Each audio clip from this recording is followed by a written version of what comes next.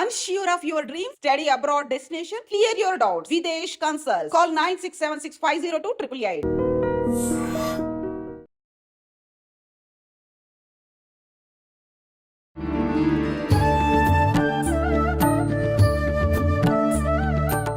ఈ పుస్తకం కాలజ్ఞానం మీ అందరికీ తెలిసిందే. ఈ కాలజ్ఞానంలో నా పేరు పోతులూరి వీర బ్రహ్మేంద్ర స్వామి వారు అప్పట్లోనే రాయటం జరిగింది. అది నేనే, ఇందులో ఉన్నాయని నాకు తెలుసు అని చెప్పి మాట్లాడుతున్నారు. 4 వేదాలు ఈజీగా చెప్పొచ్చు, కానీ ఇది చెప్పలేదు. అంత తపోశక్తి దాంట్లో ధారపోషుడు వీరబ్రహ్మేంద్ర. మిగతా వారందరికీ కూడా ఈ పుస్తకం చదివే విధంగా ఆవిడ వివరించింది ఏమీ లేదా? 1975లో అమ్మగారు యానగుందిలో ఉండి మాయమైపోయారు. ఆకాశ మార్గంలో ఇక్కడ ఉన్నారు. హిమాలయాలకు పోకుండా శ్రీశైలం పోవడం జరిగింది. ఈశాన్య మూలలో చిన్న రంధ్రం ఉండట, చీమలు పోయేటటువంటి రంధ్రం చిన్నది. దాంట్లోకి వెళ్ళి సూక్ష్మరూపంగా పోయేటట.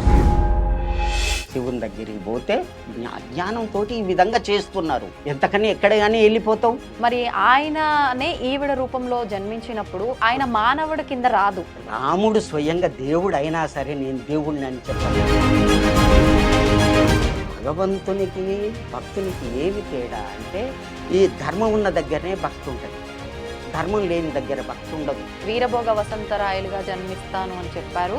ఆయనే వీరధర్మజగా ఇప్పుడు మాతాజీ వచ్చి ఎవరికి చావు ఉండదని శాస్త్రం చెప్తుంది. ఆత్మని నీళ్ళలో వేస్తే తడవదు, నిప్పుల్లో వేస్తే కాలదు, గాలికి పెడితే ఎండదు. అటువంటి దానికి చావు లేదు. అటువంటిది నీ యొక్క శరీరంలో ఉన్నది విద్య. ఆయన రాస్తే మీరు దాన్ని చదవటానికే పుట్టిన ఆయన అంశ అని చెప్పి మీరు చెప్తున్నారు. ఎలా నమ్మాలి? అంటే ధర్మం తప్ప ఇంకేమీ లేదు. ధర్మదేవతే ఈ విధంగా జన్మించడం జరిగింది. ఇట్లా చూడగానే నిన్ను చూడు, నీ ముఖం చూడు, నువ్వు అది నీ గురించి ఏమని వ్రాయాలే అని రాసింది. అంటే అర్థమేంటి? ఏ సంవత్సరంలో జన్మించడం జరిగింది? వారికి 19 సంవత్సరాలు. మీరు చూసారా? ఇప్పుడు మేము చూస్తున్నాం, పోతున్నాం, దర్శనం చేసుకుంటాం. మాకు పర్మిషన్ ఉంది. ఇది చెప్పటానికే నా జన్మ. నమస్కారం, వెల్కమ్ టు ఐ డ్రీమ్. ధర్మ మార్గం విత్ విజిత కార్యక్రమానికి స్వాగతం. సాధారణంగా మనందరం కూడా ప్రస్తుతం ఏవైతే జరుగుతున్నాయో, జరగబోతున్నాయని మనకి ఏవైతే కొంతమంది ద్వారా తెలియబోతుందో, ఇలాంటివన్నీ కూడా ఇంతకు ముందరే శ్రీ శ్రీ శ్రీ పోతులూరి వీర బ్రహ్మేంద్ర స్వామి వారు కాలజ్ఞానంలో చెప్పారు అని చెప్పి, ఇలా జరుగుతుంది అని ముందరే ఆయన అన్ని గ్రహించి కాలజ్ఞానంలో రాసి పెట్టారు, తాళపత్ర గ్రంథాలలో రాసి పెట్టారు అని చెప్పి మనందరం కూడా వింటూ ఉంటాము. కానీ తాళపత్ర గ్రంథాల్లో కొన్ని మనకు గ్రంథాలు మిస్ అయినట్టుగా కూడా చెప్తూ ఉంటారు, కొన్ని ఉన్నాయి అని చెప్తుంటారు.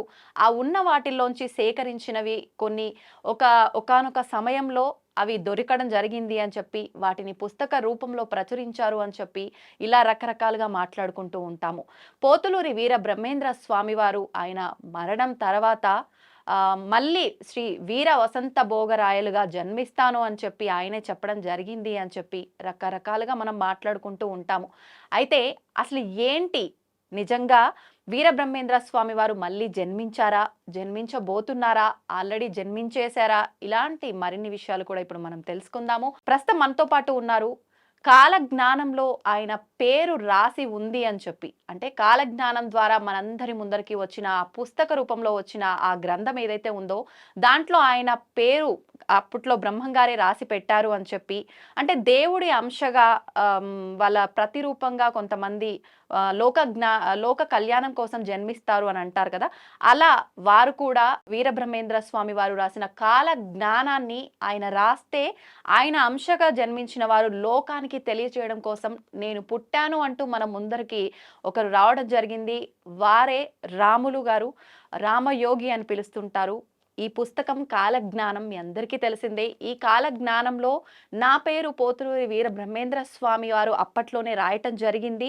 అది నేనే, ఇందులో ఉన్నాయని నాకు తెలుసు అని చెప్పి మాట్లాడుతున్నారు. అసలు ఏంటి వాస్తవము, అసలు ఆయన నిజంగా ఇందులో రాయబడిన వ్యక్తేనా? ఇలాంటి విషయాలన్నీ కూడా ఈ వీడియోలో తెలుసుకునే ప్రయత్నం చేద్దాం. నమస్కారం అండి. నమస్కారం అమ్మా. ఓ సహనా భవతు సహనౌ భునక్తు సహ వీర్యం కరవావహై తేజస్వినామధీతమస్తు మా విద్విషావహై. ఇది కఠోపనిషత్తులో నచికేతుడు యమలోకం పోయినప్పుడు నచికేతుడు అడుగుతాడు, నాకు ఆత్మజ్ఞానం కలిగించు, ఆత్మ గురించి చెప్పు అంటే యమధర్మరాజు ముందుగా అత చెప్పినటువంటి శ్లోకం. దీని అర్థం ఏంటంటే చెప్పేవాడికి, ఆత్మ గురించి చెప్పేవాడికి కూడా శక్తి ఉండాలి, వినే వాళ్ళకు కూడా శక్తి ఉండాలి. మన ఇద్దరికి కూడా శక్తి ఇవ్వమని భగవంతుని ప్రార్థిస్తున్నానని చెప్పినటువంటి శ్లోకం ఇది. ఇప్పుడు చెప్పేదంతా కూడా, వినేదంతా కూడా వేదం. ఇది ఈ యొక్క కాలజ్ఞానాన్ని సాంద్ర సింధు వేదము. సాంద్ర సింధు అంటే దట్టమైనటువంటి అడవిలోనికి పోతే ఏమి కనబడదో అటువంటి విధంగా ఉంటుంది. 4 వేదాలు కూడా చదవచ్చు, కానీ ఇది చదవలేరు. ఎవరు చదవలేరు. 4 వేదాలు ఈజీగా చెప్పొచ్చు, కానీ ఇది చెప్పలేరు. చదవలేరు అంటే ఇప్పుడు ఈ పుస్తకం లిపి ఉంటుంది. ఇప్పుడు చదువుతాము, దాని సారాంశాన్ని అర్థం తెలియదు. అది అన్నమాట. ఒక పేజీ చదవంగానే నిద్ర వస్తుంది. అంత తపోశక్తి దాంట్లో. ఏకాగ్రత ఉండదా చదవటానికి? అంత తపోశక్తి దాంట్లో ధారపోషుండు వీరబ్రహ్మేంద్ర స్వామి. అంత తపస్సు ఉంటుంది, ఏమీ అర్థం కాదు. మీరు మామూలుగా చదివేటటువంటి చదువు మనం చదువుతుంటే అర్థం కాకుంటే తొందరగా నిద్ర వచ్చి అక్కడ పెట్టేస్తారు. అవును. ఇది అర్థం కానప్పుడు ఎట్లా చదువు వస్తుంది? చదువు రాదు. కాబట్టి ఇది చదవటానికి వాచ్యంగానే ఉంటుంది, కానీ ఆ పదాలకు అర్థం తెలియదు. అంతా చాలా డీప్ గా ఉంటుంది అన్నమాట. చదవలేరు, చదివిన సారాంశాన్ని అర్థం చేసుకోలేరని మీరు అంటున్నారు కదా. కానీ నేను విన్నంత వరకు చాలా వరకు ఆడియో రూపంలో కూడా ఆయన రాసిన గ్రంథాన్ని ఇలా జరగబోతుందని ఆల్రెడీ బ్రహ్మంగారు చెప్పారు అని చెప్పి చాలా ఆడియోస్ మనకు వినిపించాయి కదా, మరి అవన్నీ? జవంగల నాగభూషణం అని చాలా గొప్ప వ్యక్తి బ్రహ్మంగారి యొక్క చరిత్ర వాచ్యంగా అందరికీ అర్థమయ్యే విధంగా వ్రాశారు. కానీ అసలు ఆయన చరిత్ర వ్రాశాడు, కానీ కాలజ్ఞానం రాయలే. కాలజ్ఞానం అయినా సరే గోవింద వాక్యాలు అందరికీ తెలిసేటటువంటి విధంగా అతను ప్రచారం చేసినటువంటి విషయాలే వ్రాశారు. కానీ 1వ అధ్యాయం నుంచి 11వ అధ్యాయం వరకు ఎవ్వరూ చేయి పెట్టలేదు ఇప్పటిదాకా. 12వ అధ్యాయం నుంచి 12వ అధ్యాయము తరువాత ద్విపద కావ్యము, ద్విపద ఉంటుంది అక్కడ, దాంట్లో కూడా చక్కగా అర్థమయ్యే విధంగా ఉంటుంది, అది చదువుకోవచ్చు. కాళికాంబ పద్యాలు ఉంటున్నాయి, అవి చదువుకోవచ్చు. అట్లాగే గోవింద వాక్యాలు అవి చదువుకోవచ్చు. దాంట్లో కూడా కాలజ్ఞానం ఉంటుంది, కానీ అందరూ చదివితే అది అర్థమైనట్టుగా ఉంటుంది, కానీ అది కూడా కష్టమే అన్నమాట. కానీ 1వ అధ్యాయం నుంచి 12వ అధ్యాయం వరకు ఇంతవరకు ఎవ్వరూ చెప్పలేదు. అది మా గురువైనటువంటి మాణికేశ్వరి మాత, వారే వీరధర్మజులు, వారు చెప్పినటువంటి విధంగా దాని మీద సాధన చేసి దాన్ని వాచ్యంగా అందరికీ 30 సంవత్సరాలు కూడా బోధించడం జరుగుతుంది. అటు కర్ణాటక, ఇటు తెలంగాణ, ఆంధ్ర ప్రాంతాల్లో కూడా, విదేశాల నుంచి కూడా కోట్ల మంది ఉన్నారు అమ్మగారి యొక్క శిష్యులు, భక్తులు. వాళ్ళందరికీ చెప్పడం జరిగింది. అమ్మ చెప్పమని చెప్పేవారు. ఇప్పుడు ఆవిడ దగ్గర, మాతాజీ దగ్గర అంతమంది శిష్యులు ఉన్నారు కదా, అంటే అందరిలో మీరొకరు. మిగతా వారందరికీ కూడా ఈ పుస్తకం చదివే విధంగా ఆవిడ వివరించింది ఏమీ లేదా? ఉన్నది. దీంట్లో ఇట్లా జరగబోతుందని 78లోనే 1975లో అమ్మగారు యానగొందిలో ఉండి మాయమైపోయారు. ఆకాశ మార్గంలో వెళ్ళిపోయి హిమాలయాలకు వెళ్ళిపోతామని వెళ్ళిపోయారు. ఇదంతా కూడా జన అరణ్యం, ఇది తపస్సుకు విఘ్నం అవుతుంది, వెళ్ళిపోతా అని చెప్పి భక్తులకు చెప్పి మాయమై వెళ్ళిపోయారు. వెళ్ళిపోయి ఎక్కడ ఉన్నారు? హిమాలయాలకు పోకుండా శ్రీశైలం పోవడం జరిగింది. శ్రీశైలం పోవడం జరిగింది. అక్కడ 3 సంవత్సరాలు నల పింగళ నాతో ఇష్టం చేసాను గనక అని దాంట్లో క్లియర్ రాసిన. ఆ సంవత్సరాలని అక్కడికి పోయిండు. అమ్మగారు అక్కడికి పోవడం జరిగింది. ఆకాశ మార్గంలో పోవడం జరిగింది. మామూలు మామూలు వాళ్ళు చేసే పనులు కావు అవి. అంటే మీరు చెప్పిన దాన్ని బట్టి మీ గురువులు మాతాజీ ఎవరైతే ఉన్నారో ఆ, ఆవిడ వీరబ్రహ్మేంద్ర స్వామి ఆవిడ రూపంలో జన్మించారని చెప్తున్నారా? అదే మీకు అంటే వ్యక్తం ఆయన చేయటానికి. గారు ఇప్పుడు వీరబ్రహ్మేంద్ర స్వామి వారు చెప్పిన దాన్ని బట్టి వీరభోగ వసంతరాయలుగా నేను జన్మిస్తాను అని చెప్పి, ఉమ్, మరి అంటే అక్కడ మగవారేమో అన్నట్టుగా అర్థం అవుతోంది మనకు. ఉమ్, మీరు చెప్పినట్టుగా ఈవిడ ఆడవారు మాతాజీ, ఆ, అలా ఎలా మేము ఆవిడ ఆ అంశతో పుట్టింది అనుకోవచ్చేమో గాని ఆయనే ఇలా జన్మించారని ఎలా అనుకుంటాం? ఒక 5 నిమిషాలు టైం అండి, క్లియర్గా అన్నీ చెప్పేస్తా. తప్పకుండా. ఈ విధంగా పోయిన తర్వాత ఉమ్, శ్రీశైలం వెళ్ళిపోయారు. ఉమ్, అక్కడ తపస్సు చేయడమే, అన్నం లేదు, నీరు లేదు, నిద్ర కూడా లేదు. ఉమ్, సమాధిలో కూర్చున్నారంటే 3 ఏళ్ళు కూర్చునేది, 3 సంవత్సరాలు. ఆ, బయటికి ఇట్లా చూసేవాళ్ళు కూడా కాదు. ఆ విధ అటువంటి తపోశక్తి ఉన్నటువంటి పరమాత్ముడు వీరధర్మజ మాత, తల్లిదండ్రులు పెట్టింది మాణికేశ్వరి మాత. ఉహు, ఇది పంచమ అధ్యాయంలో శ్రీ వీరధర్మజ ఉద్భవ అనేటటువంటి సన్నివేశంలో వారిదంతా కూడా వ్రాయడం జరిగింది. ఉహు, వారు అక్కడికి పోయి ప్రతిరోజు కూడా శివాలయం, అక్కడ గంగాధర్ అని ఉండేవాడు, అతను ప్రథమ పూజారి ఆ టైంలో 75లో. ఉహు, అయితే అమ్మ యొక్క మహిమలు చూసి వాళ్ళు కూడా ఏమనకపోయేది. ఉమ్, నైనా లోపలికి పోతాను, నేను అక్కడ సాధారణ కూర్చుంటా, నేను చూస్తాను అని చెప్తే అందరూ వెళ్ళిపోయిన తర్వాత 1-2 గంటల తర్వాత అంత ఎప్పుడైతే టెంపుల్ బంద్ చేస్తారో తర్వాత అమ్మ లోపలికి పోయేది, కూర్చునేది. ఉహు, కూర్చున్న తర్వాత అమ్మ ఏమని చెప్పారంటే స్వయంగా చెప్పేది. ఎందుకంటే నేను వారి యొక్క చరిత్ర రచన చేశాను కాబట్టి నాకు చెప్పేదన్నమాట. ఉమ్, ఏం జరిగినా కానీ చెప్పేది. రాములు ఇట్లా చేశాను, ఇట్లా చేశాను, ఈ విధంగా అని వారు చెప్పినటువంటి మాటలు ఒక్కటి కూడా పారేయకుండా ఉమ్. నేను అవగతం చేసుకొని గ్రంథ రూపకంగా వ్రాయడం జరిగింది. మీరు రాసారా? రాశాను. నేను రాసినటువంటి పుస్తకాలు కూడా ఉన్నాయి, ఇప్పుడు తెచ్చాను. అవునా? ఉన్నాయన్నమాట. ఆ విధంగా రాసేదన్నమాట. అయితే అక్కడ లోపలికి పోయిన తర్వాత తాళాలు వేసి ఇది వెళ్ళిపోయేది. ఉమ్, రాములు లోపలికి పోతే అన్ని బాగా దోమలు కరిచేది నాకు. ఉమ్, ఇట్లా చెప్పేది. కరుస్తుంటే ఆ పరమాత్మ ఈ యొక్క శరీరానికి ఎంత అనుభవించవలసి ఉందో ఆ విధంగా అని చెప్పి అట్లనే ధ్యానంలో కూర్చునేదట. ఉమ్, కూర్చున్న తర్వాత మళ్ళీ గంగాధర్ పోయి తెల్లారి మళ్ళా అమ్మ లోపలికి ఉంది కదా, తాళాలు వేసిపోయింది కదా, అవును. చూస్తే లోపల ఉండకపోయేది, మాయమై వెళ్ళిపోయేది, ఎటుపోయేదే తెలియదు. అటువంటి తపోశక్తి వారిది. అట్లా కొంత 3 సంవత్సరాలు గడిచిందనమాట. అయితే ఒకనాడు ఏం చేసిరంటే అమ్మగారు, బ్రహ్మరాంబ మాత గుడి ఉన్నది కదా, అవును. ఈశాన్య మూలలో చిన్న రంధ్రం ఉందట, చీమలు పోయేటటువంటి రంధ్రం చిన్నది. దాంట్లోకి వెళ్ళి సూక్ష్మ రూపకంగా పోయేదట. పోతే లోపట కాల్వ ఉన్నదట, ఉమ్, అది నీటి కాల్వ. అక్కడ పోతా ఉంటే దేవత పోలీసులు ఉన్నారట. ఉమ్, మనం ఎక్కడ ఈ మాటలు వినలేదు మనం, ఇది విచిత్రం. తర్వాత నాగేంద్రుడు ఉన్నాడట, ఉమ్, మీరు రావద్దు అని అన్నారట దేవభాషలో. అంటే ఎందుకు అంటే అక్కడ కొలను ఉన్నది, ఉమ్, భూమి లోపల కొలను ఉన్నది, ఒక చెరువు ఉన్నది, దాంట్లో శివుడు తపస్సు చేస్తున్నాడు, మీరు పోవద్దు అంటే వారితోటి నేను మాట్లాడాలి అని. ఉమ్, అంటే అప్పుడు వాళ్ళు పోయి శివుణ్ణి అడిగి వచ్చి పర్మిషన్ ఇస్తే శివుని దగ్గరికి పోతే 45 నిమిషాలు మాట్లాడడం జరిగింది.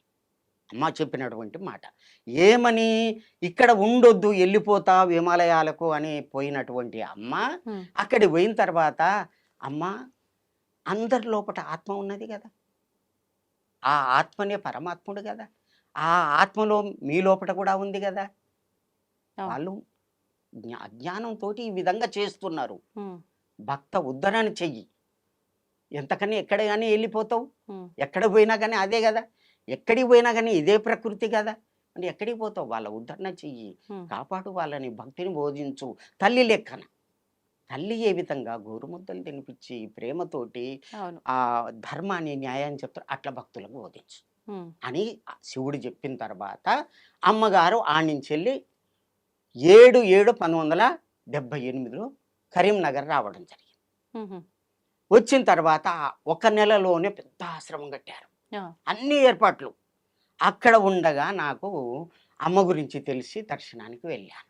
ఉహు. నేను వెళ్ళాను. మీకెలా తెలిసింది తన గురించి? 75 నుంచి వారి గురించి నేను తెలుసుకున్నాను కానీ చూడలేదు. ఆ, నల్గొండలో మాది, ఉమ్, అక్కడ నేను ఓరియంటల్ కాలేజ్ చదువుతున్నాను. ఉహు, చదివేటటువంటి టైంలో తెలిసి నల్గొండ భక్తులంతా పోతూ ఉంటే వారి ఎమ్మడి వెళ్ళాను. ఉమ్, వెళ్ళిన తర్వాత చూశాను, అనుకోకుండా శబ్దం వచ్చింది. ఏమని అంటే, అమ్మా నాకు యోగ సిద్ధి పొందాలని ఉన్నదమ్మా అని అరిచాను, పెద్దగా అరిచాను. మాతాజీ దగ్గరికి మీరు వెళ్ళగానే. ఆ! వేల మంది ఉన్నారు. హ్మ్. అందులో అనుకోకుండా నాకు శబ్దం వచ్చేసింది. అప్పుడు అమ్మ బాగా చూశారు అంతే. వారి చూపుతోటే నాలో ఏమైందో తెలవదు. హ్మ్. ఎటు చూసినా కానీ 12 సంవత్సరాలు అమ్మనే కనిపించేది. ఇటు చూసినా అమ్మనే, ఇటు చూసినా అమ్మదే. 12 సంవత్సరాలు. ఆ తర్వాత నుంచి. ఆ తర్వాత ఏం జరిగిందో నాకు తెలవదు. హ్మ్. ఆ విధంగా అయింది. తర్వాత 1979లో టంగురు టంగుటూరి అంజయ్య మనకు ముఖ్యమంత్రిగా ఉండేవారు. ఆ హుహు. టైంలో అక్కడ ఆశ్రమం ఏర్పాటు చేశారు. హ్మ్. అక్కడే ఉండి అమ్మగారు తపస్సు చేసిర్రు. అడవి లోపట హ్మ్. వెంకటమ్మ చెలిమ అని ఉన్నది. ఆహా! ఆ శ్రీశైలానికి ఒక 2 కిలోమీటర్ల దూరంలో అడవిలో ఉంటుంది. హ్మ్. అక్కడ అమ్మకు పులులు కావలి ఉండేది. చెట్టు మీద కూర్చొని తపస్సు చేసేది. హుహు. చెంచు వాళ్ళంతా కూడా ఆడంగా పొయ్యేవాళ్ళు. దండం పెట్టుకొని పొయ్యేవాళ్ళు. హుహు. అక్కడ సారబట్టీలు అవి అటువంటి వాళ్ళన్నమాట. అమ్మ పోగానే అవన్నీ కూడా బంద్ చేసిర్రు. అమ్మకే దండం పెట్టేవాళ్ళు. చెంచు వాళ్ళు కూడా పచ్చి మాంసం తినేటటువంటి చెంచు వాళ్ళు కూడా అమ్మను చూడగానే మారిపోయి వాళ్ళు సాత్వికంగా మారిపోయారు. హ్మ్. పులుల యొక్క ఒక పులి పిల్లలు చేసిందాడ. చుట్టూ తిరిగి ఆడుకునేది. హ్మ్. అటువంటి అడవిలో అమ్మగారు చెట్టు మీద కూర్చొని తపస్సు చేశారు. హ్మ్. ఆ విధంగా 3 సంవత్సరాలు తపస్సు చేసి కరీంనగర్‌కొచ్చి అక్కడి నుంచి వెళ్ళి మళ్ళీ శ్రీశైలం పోయి ఎంతోమంది భక్తులకు ఒక అమ్మ క్యాన్సర్ రోగం వచ్చింది. వస్తే అమ్మ ఎక్కడ ఏ హాస్పిటల్ పోయినా కానీ నువ్వు బతుకో ఇంకా 10 రోజులే బతుకుతావు. ఆ చావేదో నేను అమ్మ దగ్గరనే చస్తా అని వస్తే హ్మ్. అక్కడికి పోయిన తర్వాత ఏదో అమ్మ ఇస్తే ఆడ అయ్యన దగ్గర పెడితే ఒక రోజు రాత్రి ఒక యోగిగా పొయ్యి ఒక పాము తీసుకొని మీద వేసిందట ఆ! అమ్మ. ఏంగానే భయపడ్డది. హ్మ్. అది పలిగిపోయింది. హ్మ్. ఈ చెంపకు గడ్డ అయింది, పలిగిపోయింది. ఆ చీము రక్తం అంతా పురుగులు అవన్నీ పోయి 25 సంవత్సరాలు బ్రతికింది. ఆ! అట్లా వేల మందికి బాగా చేసింది అమ్మ. తన చూపుతోటే తమ యొక్క విభూతినిచ్చి హ్మ్. వేల మందికి ఇది చేసి నేను చేస్తాను, మీకు బాగు చేస్తాను. కానీ ఒక్కటి నియమం. హ్మ్. ఏంటది? ఏంటిదే మాంసం తినొద్దు. హుహు. మాంసాహారం ముట్టకూడదు. మాంసహ అత్తి మాంసం. మాంసము అనే పదానికి అర్థం ఏంది? హ్మ్. నన్ను సహ అది అత్తి అంటే తింటుంది. నన్ను అది తింటుందని ఆ పదం యొక్క అర్థము తెలిసి కూడా నీవు ఆ పని చేస్తున్నావంటే ఎంత పాపము నీకు అవును. తెలుసుకో. ఆ విధంగా చెప్పి అమ్మ హ్మ్. పాలు తీసుకురా, హ్మ్. తోడెయ్యి. మాంసం తీసుకురా, దాన్ని అట్లాగే మూతబెట్టు. పాలు తోడుకొని అమృతం అవుతుంది. ఇది ఓ తెల్లారే కౌసు వాసన వస్తుంది. ఈ కౌసు తిన్నవారే నీచు అంటారు దీన్ని. హ్మ్. నీచు తిన్నవాడే నీచుడు. ఈ అమృతం తాగిన వాడే దేవత. హ్మ్. కాబట్టి ఇది తాగుతావా, అది తాగుతావా, అది వద్దమ్మా. హ్మ్. ఇట్లా చిన్న చిన్న మాటలతోటి అమ్మ చెప్పేవారు. ఇది అమృతము, అది విషం. విషం. కాబట్టి ఇట్లా చిన్న చిన్న మాటలతోటి నేర్పి హ్మ్. వాళ్ళని సాత్వికుల్ని చేసి ఆ తల్లి కోట్ల మందిని తయారు చేశారు. హ్మ్. మళ్ళా ధ్యానం కూర్చుంటే మనసు నిలవదు కదా. ఇట్లా చూసిరంటే వారికి శక్తి వచ్చేది. ఆ! శక్తి పాతం చేసేది అంతే. తెల్లారి ఇట్లా కూర్చున్నంటే లేవకపోయేది అంతే. అట్లాంటి వాళ్ళు చాలా మంది ఉన్నారు. హ్మ్. ఇప్పుడు అక్కడ యానగొందిలో ఆడపిల్లలు సంసారం చెయ్యరు. హ్మ్. ఎందుకు అంటే అమ్మని చూసిన వాళ్ళంతా ఇంతే. దీక్షలు తీసుకోవటం. దీక్ష.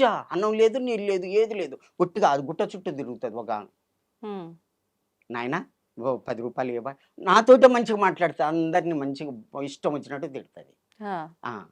నేను వచ్చేటప్పుడు కూడా నిన్న కూడా హ్మ్. నాయనా 10 రూపాయలు ఇవ్వవా? చాయ్ తాగుతా. హ్మ్. ఎందుకు తల్లి ఆడ కూర్చొని తపస్సు చేసుకునే తపస్సు అనేది అందరికీ సాధ్యమవుతుందా? ఇదే నా వృత్తి అమ్మ చెప్పింది హ్మ్. అని అట్లా చెప్పి. అటువంటి వాళ్ళని తయారు చేసింది ఆ తల్లి. హ్మ్. మామూలు అమ్మ చదువు రాదు అమ్మకు. చిన్నప్పటి నుంచే ఎన్నో మహిమలు చూపెట్టింది. మాయమైపోయేటటువంటి ఇది. హ్మ్. ఆ విధంగా చేస్తుంటే యానగుందికి పోయి మల్లాబాద్‌లో పుట్టింది. 30 కిలోమీటర్ల దూరంలో పుట్టి అప్పుడు ఇది ఈ ప్రాంతం అంతా గూడా ఇది హైదరాబాద్ సంస్థానం. నైజాం పరిపాలన. అటువంటి ఇదిలో ఆడపిల్లకి ఎంత కష్టం. ఆడపిల్లగా ఉండి, పెళ్లి చేసుకోకుండా ఉండి, ధ్యానం చేసుకోవడం అంటే ఎవరన్నా ఊరుకుంటారా? ఎవరు ఊరుకో ఊరుకోరు. అటువంటి ఇదిలో ఎన్ని కష్ట కింద ఉంటే అందరూ రాళ్ళ తీసుకొని కొడతారు. ఏం చేయాలి?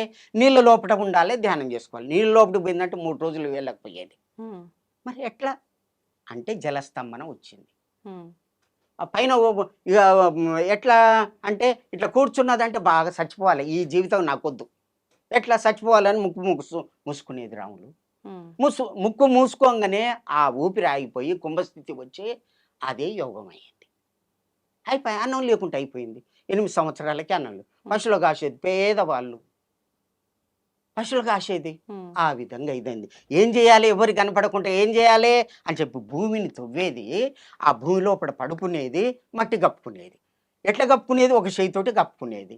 కప్పుకున్న తర్వాత ఈ చేయి కనపడుతుంది కదా, ఈ ఎట్లా చేయాలబ్బా అని చెప్పి మళ్ళీ ఇట్లా చిన్నగా కప్పుకుంటా మళ్ళీ లోపలికి గుంజుకునేది. అట్లా కొన్నాళ్ళు భూమి లోపల ఉండేది.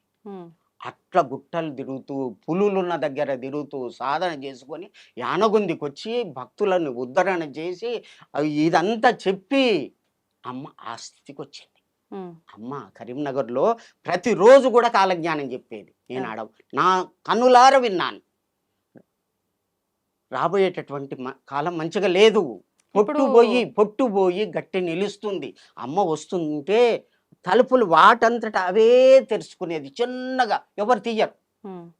అమ్మ తపోగృహానికి పోయిన తర్వాత అమ్మ బయటికి వెళ్తే మళ్ళీ వచ్చిన తర్వాత ఆసనం వేసుకుంటే ఆసనము ఒక సాప మీద కూర్చునేది. ఆ అమ్మ పోగానే అది దానంతట అదే చుట్టుకొని పక్కకు పడేది. ఇప్పుడు మీరు చెప్తున్న దాన్ని బట్టి చూస్తే ఇదంతా అంటే మాలాంటి వాళ్ళకు, ప్రస్తుత సమాజంలో ఉన్న వాళ్ళకి ఏమనిపిస్తుంది అంటే, మేము చూస్తుంటాం ఇప్పుడు మీరు చెప్పిన ఈ మహిమలు ఇలాంటివన్నీ సినిమాల్లోనే చూస్తుంటాం. అది విఠలాచార్య ప్రొడక్షన్ ఇది ఉన్నది కదా, దయ్యాలు భూతలు అది వస్తుంది. అవును, సినిమాల్లో అట్లా అనిపిస్తుంది. కానీ అమ్మ దగ్గర నేను స్వయంగా ఉండి చూసినటువంటిదే పుస్తకంలో వ్రాసాను. మీరు చూశారు కాబట్టి నమ్ముతున్నారు. మేము ఎలా నమ్మాలి? మమ్మల్ని ఎలా మీరు నమ్మాలంటే ఉన్నటువంటి భక్తులు లక్షల మంది, కోట్ల మంది ఉన్నారు. ఇక్కడ అమ్మ భక్తులే హైదరాబాద్లో చాలా మంది ఉన్నారు, కర్ణాటకలో ఉన్నారు. ముఖ్యమంత్రులు వచ్చి అమ్మ ఆశీర్వాదం తీసుకొని టికెట్ తీసుకొని గెలిచిన వాళ్ళు చాలా మంది ఉన్నారు. ఇప్పుడు ఒకటి అంటే ఎక్కడ అమ్మ నీళ్ళు తాగదు, అన్నం తినదు కదా, ఈ అమ్మని పరీక్ష చేయాలి. అసలు పుట్టిన దగ్గర నుంచి తను తినేది. ఎందుకంటే నేను సావాలే, వీళ్ళందరూ నన్ను తపన చేసుకొని ఇస్తలేరు కాబట్టి నేను సావాలే అంటే ఏం చేయాలి? అన్నం మరి చేయాలి. అట్లా ఉన్నది, అభ్యాసం అయిపోయింది. పాలు తాగింది, పాలు కూడా వదిలేసింది, ఏం కాలేదు.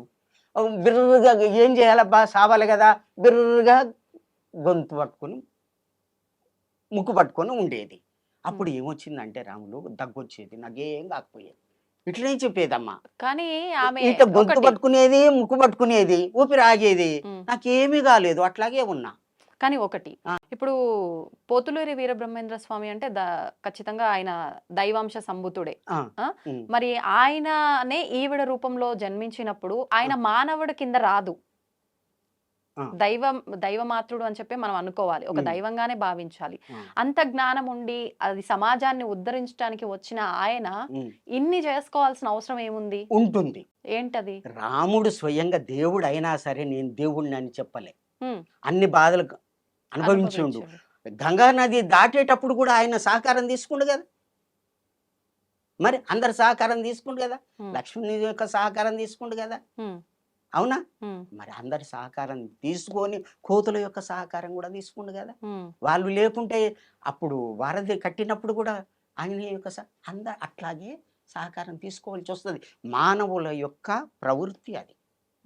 ఒకరి సహకారంతో ధ్యానం చేస్తాం, యోగం చేస్తాం, అవన్నీ చేస్తాం. తెలవనట్టుగానే ఉండడమే మానవుల యొక్క ఇది వాళ్ళ యొక్క ప్రవృత్తి. ఇప్పుడు ఆ మాతాజీ ఏమైపోయారు? ఇప్పుడు వారు ఆ విధంగా చేసి దీంటకాల జ్ఞానములో జన్మసేవ్యం భక్తిప్రదం ప్రదోష తీర్థం ప్రయాగమాదము ఆనగుంది. ఆ యానగుంది ఎటువంటిది? జన్మను తరింపజేయాలంటే ఏం చెయ్యాలి? వేదం చదువుతాం, శాస్త్రం చదువుతాం, యజ్ఞం చేస్తాం, అది చేస్తాం, పూజలు అవన్నీ చేస్తాం. అక్కడికి వచ్చి వారిని దర్శనం చేసుకుని వారి యొక్క మాటలు విని ఆ విధంగా చేసుకుంటే జన్మ తరించిపోతుంది అని రాశాడు. జన్మ భక్తిప్రదం. అంత దొంగ భక్తులు ఉంటారు, నిజ భక్తులు ఉంటారు, దొంగ భక్తులు కూడా ఉంటారు. అవసర భక్తి, ఆడంబర భక్తి, స్థిర భక్తి అని 3 రకాలు భక్తిలో. అవసర భక్తి ఎంకన్నా దగ్గరికి పోతాం అవసరం. స్వామి నీకు 10,000 వేస్తా ఈ పని చేసి పెట్టు అని 10,000 వేస్తారు. ఆ పని కాగానే మర్చిపోతారు. ఆడంబర భక్తి విభూతి ధారణ పెడతారు, జోరుగా ఉంటారు, అన్ని కోట్లు వేసుకుంటారు, నేను భక్తుడిని అని తిరుగుతారు. అది ఆడంబర భక్తి.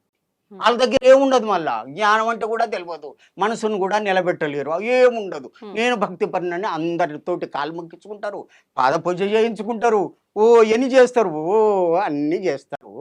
ఆడంబర భక్తి. స్థిర భక్తి బూడిద కప్పినటువంటి నిప్పు మీద బూడిద కప్పితే ఏ విధంగా నిప్పు కనపడదో అట్లా ఉంటారు. ఈ 3 రకాలు అట్లా ఉన్నారు అమ్మ. అటువంటి శక్తివంతులు. అటువంటిది యానగుంది, ముక్తినిచ్చేటటువంటిది. అక్కడ ఎవరుంటారు? మాణిక్యేశ్వరి మాత, మామి మూమే మక, ఈ యొక్క అక్షరాల్లో వారి యొక్క పేరు ఉంటుంది. అయితే వారు వీరధర్మజులు కదా, వారు పురుషులు కదా, పురుషుల యొక్క పేరుంది కదా, స్త్రీ యొక్క పేరుంది కదా అని ఇప్పుడే అడిగారు మీరు. అయితే దీనికి ముఖ్యంగా కలియుగము శ్రీకృష్ణుడు ఈ భూమి మీద నుంచి వెళ్ళిపోయింది నుంచి కలియుగం ప్రారంభమైంది. యుద్ధం అయిపోయింది, అంతా అయిపోయింది. ఆ విధంగా అయిపోయిన తర్వాత శ్రీకృష్ణుడు భూమిని వదిలిపెట్టి పోతున్నాడు. అప్పుడే కలియుగం ప్రారంభమైంది. అక్కడి నుంచి లెక్క కట్టుకుంటే కలి అంటే పాపయుగం. కలి అంటేనే పాపం, పాపయుగము అంటే అందరూ పాపం చేయవలసిందే. అటువంటి యుగం, భయంకరమైనటువంటి పాపం. 1755 వచ్చేసరికి జంజం వేసుకున్న వాళ్ళని ప్రతి ఒక్కరిని చంపేశారు, దాచుకున్న వాళ్ళు మిలిగారు. అప్పుడు శూద్ర రాజులు పరిపాలిస్తున్నారు. ఆ టైం అటు ఇటు కరెక్టే అని కాదు, సంవత్సరం అటు ఇటు చంపేశారు. ఆ యజ్ఞాలు తీసుకొని రక్తంలో ముంచి యజ్ఞం చేశారు. అటువంటి భయంకరంగా ఇది జరిగింది. నలంద విశ్వవిద్యాలయంలో 10,000 మంది అధ్యాపకుల్ని, 20,000 మంది విద్యార్థుల్ని కూడా చంపేశారు. గ్రంథాలు ఎట్లా ఉండంటే గుట్టలు గుట్టలు, మన వేదాలు, శాస్త్రాలు, పురాణాలు అన్నీ కూడా ఉంటే అన్నిటిని తలగబెట్టేశారు. అటువంటి కలి అప్పుడుండే, మరి ఇప్పుడు ఉందా అట్లా? అంటే మారింది కానీ అర్థం కదా. తరువాత అక్కడి నుంచి భట్టి విక్రమార్కుడు 3044 వరకు ఉన్నాడు. అతని కాలములో ధర్మం అటు ఇటు ఉన్నది, వీడు కలి పనిచేయలే. ఆయన లేచిండంటే అంత ఇదిగా చేసిండు. ఇప్పటికి రాజస్థాన్ ఆ ప్రాంతంలో మనం చూడవచ్చు. వారు ఉన్నటువంటి గుట్ట ఉన్నది, అక్కడ ఉన్నటువంటి ఇది పరశురాము స్వయంగా తీసుకుపోయి కోసినటువంటి మడుగున్నదండి. ఆ భూమిని ప్రక్షాళన చేయటానికి అవన్నీ కూడా మనం చూడొచ్చు. అంతవరకే ధర్మం ఉన్నది. 3000 కలియుగం, 3044 వరకు కొద్దిగా ఉంది. తర్వాత అక్కడి నుంచి ముస్లిములు, ఆంగ్లేయులు 2000 సంవత్సరాలు పరిపాలన చేశారు. ఎప్పటిదాకా 1901-1900 సంవత్సరంలో కలకత్తాను రాజధానిగా చేసుకొని విక్టోరియా రాణి 8 మంది మంత్రులతోటి పాలన చేస్తుందని భవిష్య పురాణంలో వ్రాసి ఉన్నది. భవిష్యత్ పురాణంలో వ్రాసి ఉన్నది. అది అంతవరకే రాసి ఉండ. అంటే అంతవరకు 1900 సంవత్సరం వరకు ఎంత అయింది కలియుగము? 5,000 అయ్యింది. 5,000 అయింది. అంటే తర్వాత రాయలేదంటే ఆయనకు తెలవకనా? ఎందుకు రాయలేదు అంటే ఈ విధంగా మార్పు జరుగుద్దని అర్థం కదా.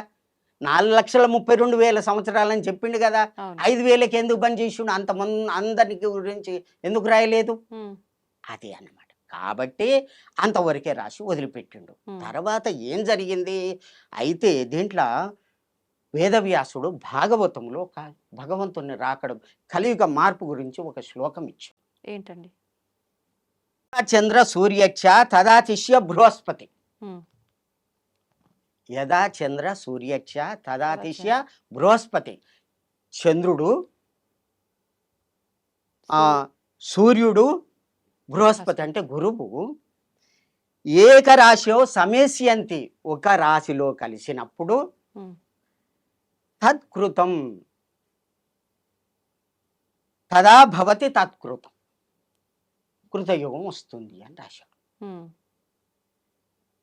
సూర్యుడు, సూర్యుడు, చంద్రుడు, చంద్రుడు, బృహస్పతి. బృహస్పతి ఏకరాశిలో, ఒక రాశిలో, పుష్యమీ నక్షత్రంలో, ప్రథమ పాదంలో, కర్కాటక రాశిలో, అది ఆషాఢ మాసములో, ప్రథమ పాదములో కలిసినప్పుడే కలియుగం పోతుంది, కృతయుగం వస్తుంది అని ఒక శ్లోకం రాసిండు. ఆ, ఎక్కడ? ఆ, భాగవతములో 12వ స్కందములో 2వ అధ్యాయములో 24వ శ్లోకములో వ్రాశాడు. ఉమ్, ఆయనకు తెలియకనా? ఆ, మరి 1/8/1943లో వచ్చింది కదా, ఉమ్, ఎందుకు రాసిండు ఆయన? తెలియకనా? ఉమ్, 1/8/1943లో ఈ శ్లోకం వచ్చింది. ఉమ్, ప్రథమ పాదమే, మళ్ళా ఆషాఢ మాసమే, పుష్యమీ నక్షత్రమే. కరెక్ట్గా డేట్లు చేశాను, కరెక్ట్ సరిగ్గా కలిసింది. ఉమ్, అంటే అర్థం ఏంది? అది అది జరగకుంటే తప్పైతుంది కదా. ఉమ్, అంటే 43 కంటే ముందుగానే భగవంతుడు పుట్టాలి కదా, కలికి భగవానుడు. కలియుగము చివరిలో నేను పుడతా అన్నాడు కదా, అవును అన్నారు, అన్నాడు కదా. అన్నారు. అంటే ఆయన పుట్టకుంటే తప్పైంది కదా. ఆ, కాబట్టి భూదేవి, దేవతలు, బ్రహ్మదేవుడు అందరూ కలిసి, అప్పటికి పాపం పెరిగిందని చెప్పాను కదా. అవును, ఒక్క పాలు ధర్మం ఉండవలసి ఉండే అవును. ఒక పాదం ధర్మము, 3 పాదాలు అధర్మము. ఉండాలి. కానీ 3044 నుంచి అది కూడా లేకుండా పోయింది ఉమ్, మన భారతదేశంలో. భూమి అంతటా కూడా లేదు, 2000 సంవత్సరాలు లేదు. అప్పుడు భూదేవి వీళ్ళందరూ ఎప్పుడు అంటే 1891 ఉమ్, హరనామ సంవత్సరము వీళ్ళంతా కలిసి వైకుంఠం పోవడం జరిగింది అని చెప్పి దీంట్లో రాసి ఉన్నది. ఉమ్, మీకు చూపెడతాను, రాసి ఉన్నది.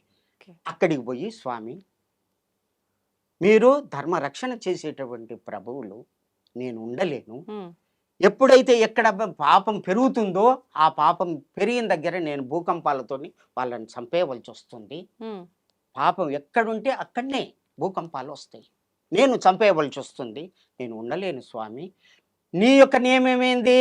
ఉమ్, ధర్మం పూర్తి లోపించినప్పుడు నేను వస్తానని మాట వస్తాను. ఇచ్చినావు, అవునా కాదా స్వామి? కాబట్టి నువ్వు దయతోటి రావాలి అని ప్రార్థన చేయడం జరిగింది. ఉమ్, ఇది నియమం కాబట్టి. అంటే అప్పుడు ఆ స్వామి, ఉమ్, అమ్మా నేను వస్తాను, కానీ ముందుగా ఒక పుణ్యపురుషుని పంపిస్తాను. ఉమ్, ఎప్పుడు? 1943 కంటే ముందే పంపిస్తాను. ఆ, అంతే కదా, కృతయుగం అంతే. కాబట్టి పంపిస్తాను అని ఎవరైనా చెప్తా ఉమ్, అని చెప్పిన తర్వాత 5/5/1930లో దేవలోకానికి రావడం జరిగింది. ఉమ్, ఎవరు? ఉమ్, ఆ స్వామి వారి ఆదేశాన్ని ప్రకారంగా ముగ్గురు రావడం జరిగింది. ఎవరు? వీరధర్మజులు, రామధర్మజులు, వీరయోగి అని ముగ్గురు రావడం జరిగింది. వీళ్ళతో పాటు 4 కూడా రావడం జరిగింది, పుణ్యపురుషులు. ఉమ్, అక్కడ సూర్యలోకం అనుకుంటాం, మండుతున్నటువంటి గోళం అది అనుకుంటాం. అద్దెగోళం. కాదు అని కాలజ్ఞానం. ఆ, కాదు, అక్కడ దేవతలు సభ చేస్తారు. అక్కడ ఒక దేవతా సభ వేదిక ఉన్నది సూర్యలోకంలో. సూర్యలోకములో. అక్కడ సభ చేసి ఉమ్, ఆ నుంచి వెళ్ళి 5/5/1930లో అహోబిలానికి రావడం జరిగింది ఉమ్, అని 10వ అధ్యాయంలో రాసి ఉన్నది. ఉమ్, డేట్ ఇచ్చిండు, సోమవారం, పుష్యమీ నక్షత్రం. అక్కడ కూడా పుష్యమీ పుష్యమీ నక్షత్రం, నక్షత్రం. పుష్యమీ నక్షత్రం 5/5/1930లో ఉమ్, రావడం జరిగింది.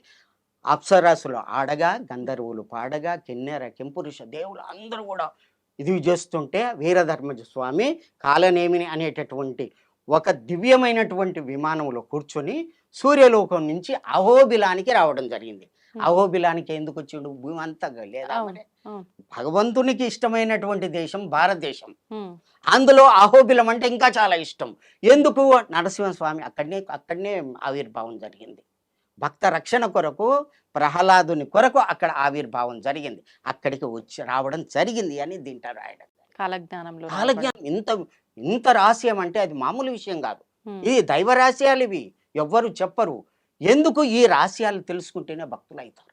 ఉమ్, భగవంతునికి భక్తునికి ఏమి తేడా అంటే, ఈ ధర్మం ఉన్న దగ్గరనే భక్తి ఉంటుంది, ధర్మం లేని దగ్గర భక్తి ఉండదు. ఉమ్, ధర్మం ఎవరి దగ్గర ఉంటుందో భక్తులు వాళ్ళే అవుతారు. కాబట్టి భక్త రక్షణ కొరకు రావడం జరిగింది ఉమ్, ఆ సూర్యలోకం నుంచి. వారే వీరధర్మజులు. అక్కడ పెట్టినటువంటి పేరు ఉమ్, వీరధర్మజులు పుట్టక ముందే ఆ, ఇక్కడ తల్లిదండ్రులు పెట్టిన పేరు మాణిక్యేశ్వరి మాత. ఉమ్, మరి అక్కడ వీరధర్మజులు అనే పురుష శబ్దము, శబ్దం. ఇక్కడనేమో స్త్రీ శబ్దము. ఎట్లా అని మీరు అడగండి. అడిగాను కదా. అందుకనే ఆ, ఆత్మ స్త్రీ కాదు, పురుషుడు కాదు. ఉమ్, ఆత్మ ఆత్మకి ఏంటి భేదం చెప్పండి, లేదు. చెప్పండి ఉమ్, ఎట్లా ఉంటది, ఏమిటి అయ్యా? దానికి నేను జవాబిస్తా. ఉమ్, ఆత్మ ఎట్లా ఉంటుంది, ఎక్కడ ఉంటుంది, మన శరీరంలో ఎక్కడ ఉంటుంది, ఏ విధంగా ఉంటుంది, అవన్నీ నేను చదివాను. అవన్నీ కూడా ఆత్మ యొక్క ఉమ్. స్థితి తెలుసుకున్న వాళ్ళకే తెలుస్తుంది, లేకపోతే అందరికీ తెలియదు. ఇప్పుడు మీరు అన్నట్టుగా ఆత్మకి ఆడ మగ భేదం లేదు లేదు అన్నారు. కాబట్టి కానీ ఆయన ముందుగానే ఒక పేరు నామం కూడా డిసైడ్ చేశారు చేశారు కదా. కాబట్టి ఆ. అక్కడ వీరధర్మజ అని పేరు వచ్చింది. ఉమ్, తల్లి మాత్రం తల్లి తల్లి ప్రేమ చూపెట్టి భక్తుల్ని చదాలి కాబట్టి స్త్రీ రూపం రావడం. అసలు ఈ కల్కి అంటే అర్థం ఏంది? ఉమ్, స్త్రీ అని అర్థం సంస్కృత పదానికి. ఆ, కల్కి అంటే స్త్రీ ఓకే. రావడం జరిగింది. Hmm. ఆ విధంగా వచ్చి అన్నం లేకుండా నీరు లేకుండా భక్తులందరినీ మన భారతదేశమే కాదు, భారతదేశం అంతా ఆ ప్రపంచ దేశాలు అన్ని కూడా వచ్చేది. అంటే ఇప్పుడు వీరధర్మజగా పుట్టిన ఈ మాతాజీ కల్కినా? కల్కి 43 కంటే ముందు పుట్టాలి కదా. అవును. 26/7/1934లో జన్మించడం జరిగింది. ఉమ్, వారే కల్కి. వారు ఎక్కడ ఉంటారు? యానగుంది. ఆ యానగుంది ఎక్కడుంది? ఉత్తరాది ఉభయ రాజ్యం, ఉత్తరాదికి 2వ రాజ్యం దక్షిణ భారతదేశంలో ఉంటుంది. దక్షిణ భారతదేశంలో ఎక్కడ ఉంటుంది? కర్ణాటక రాజ్యం, శేషభూషం, వషట్కారం. ఉమ్, కర్ణాటక రాజ్యం. కర్ణాటక అనే పేరు ఎప్పుడు వచ్చింది? భాషా ప్రయుక్త రాష్ట్రాలుగా ఏర్పడినప్పుడే కదా. అవును. మొన్న 51, 52లే కదా. అప్పుడు ఎంత 416 సంవత్సరాలు ఉమ్, వారి యొక్క ఇది అప్పుడే చూసి రాసిండంటే వారు ఎటువంటి ఇది, ఉమ్, ఎటువంటి వారు. అమ్మా రా పోలేరి అంటే నిప్పు తీసుకొని వస్తే ఆ ఉన్నటువంటి వాళ్ళకు 1-2 పడ్డాయి. అందరు పారిపోయారు. హా పరమాత్మ అని కాల్పట్టుకున్నారు. ఉమ్, నీవే పరమాత్మని కాల్పట్టుకున్నారు. మరే సిద్ధ నువ్వు ఆ కుక్కను తిను అంటే స్వామి నీదయ అన్నాడు. ఆడ కూర్చోగానే పండ్లు పలహారం. అటువంటి వ్యక్తి అట్లా సీసం కరిగించి ఉమ్, తాగమంటే తాగిండు, ఏమి కాలేదు.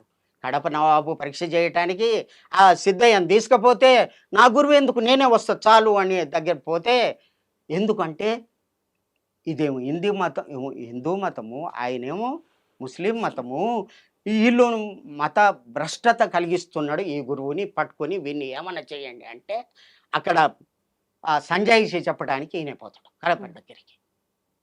పోతే అప్పుడు నా గురువు వద్దు, నేనే చెప్తా జవాబు అని చెప్పి అక్కడ పోయిన తర్వాత నమస్కారం చెయ్యడు. ఉమ్, ఏమిరా ఇంత అహంకారమా? నవాబు అక్కడ ఉంటే నమస్కారం చేయవా? నా నమస్కారం నా గురువుకి ఒక్కరికే, వేరే వాళ్ళకి చేస్తే ముక్కలైపోతారు ఉమ్, అంటే అంత శక్తి ఉందా? అప్పుడు రాతి గుండు తెప్పియమంటే ఒక గుండు తెప్పిస్తే, స్వామి నాందే నువ్వు ఉంటే ఈ యొక్క గుండు 1000 వ్రక్కలైపోవుగా కానండి దండం పెట్టేసరి పాట్ ఉమ్, పేలిపోయింది. అటువంటి శక్తిని చూపెట్టి ధర్మ రక్షణ చేసినటువంటి పరమాత్ముడు వీరబ్రహ్మేంద్ర స్వామి. భార్య నేనే మళ్ళీ వస్తాను 5000 తర్వాత. అప్పుడేమో 5000 కాలే, 5000 తర్వాత వస్తా అన్నాడు. ఏ రూపకంగా? స్త్రీ రూపకంగా. ఓకే. ఎక్కడికి వస్తాను? యానగొందికి వస్తాను. యానగొంది ఇంకొకటి ఉందిగా, కాదు దీనికి ఇంత దూరంలో ఊటుకూరు ఉంటుంది, మెతక సీమ ఉంటుంది, అవన్నీ ఉన్నాయా ఉన్నాయి. కాలజ్ఞానంలో? నేను చదివి చూపెడతా, మీరు స్వయంగా మీరు ఆ పేజీ తీస్తా, నువ్వు చదవచ్చు, ఉమ్, నేను అర్థం చెప్తా. తీయండి. వీరధర్మజ ఉద్భవ సంవత్సర మాస వార దివస నిర్ణయ జ్ఞాన ప్రతిజ్ఞాన వచనము బీజాక్షర సంక్రమము. ఇది ఈ యొక్క వేదం ఎటువంటిది అంటే ఉమ్, ఎవరు చదివితే వాళ్ళకే అర్థమవుతుంది, అర్థం వస్తుంది. నువ్వు చదివితే నువ్వే పరమాత్మని అనే అర్థం వస్తుంది. ఉమ్, ఒక్క పదానికి ఎన్నో అర్థాలు ఉంటాయి. రాఘవ పాండవీయము అనేటటువంటిది ఉమ్, ఒక కావ్యం ఉంది. ఒకటే పద్యము అటు రామాయణానికి ఇటు భారతానికి రెండిటికి వర్తిస్తుంది. ఒకటి పద్యం ఒకటే. ఆహా. అటువంటి ఈ దీంట్లో ఉన్న ఒక్క పదమే ఎన్ని అర్థాలైనా కానీ తీసుకోవచ్చు, అటువంటి అర్థం వస్తుంది ఉమ్, అని ఉన్నదన్నమాట. ఓకే.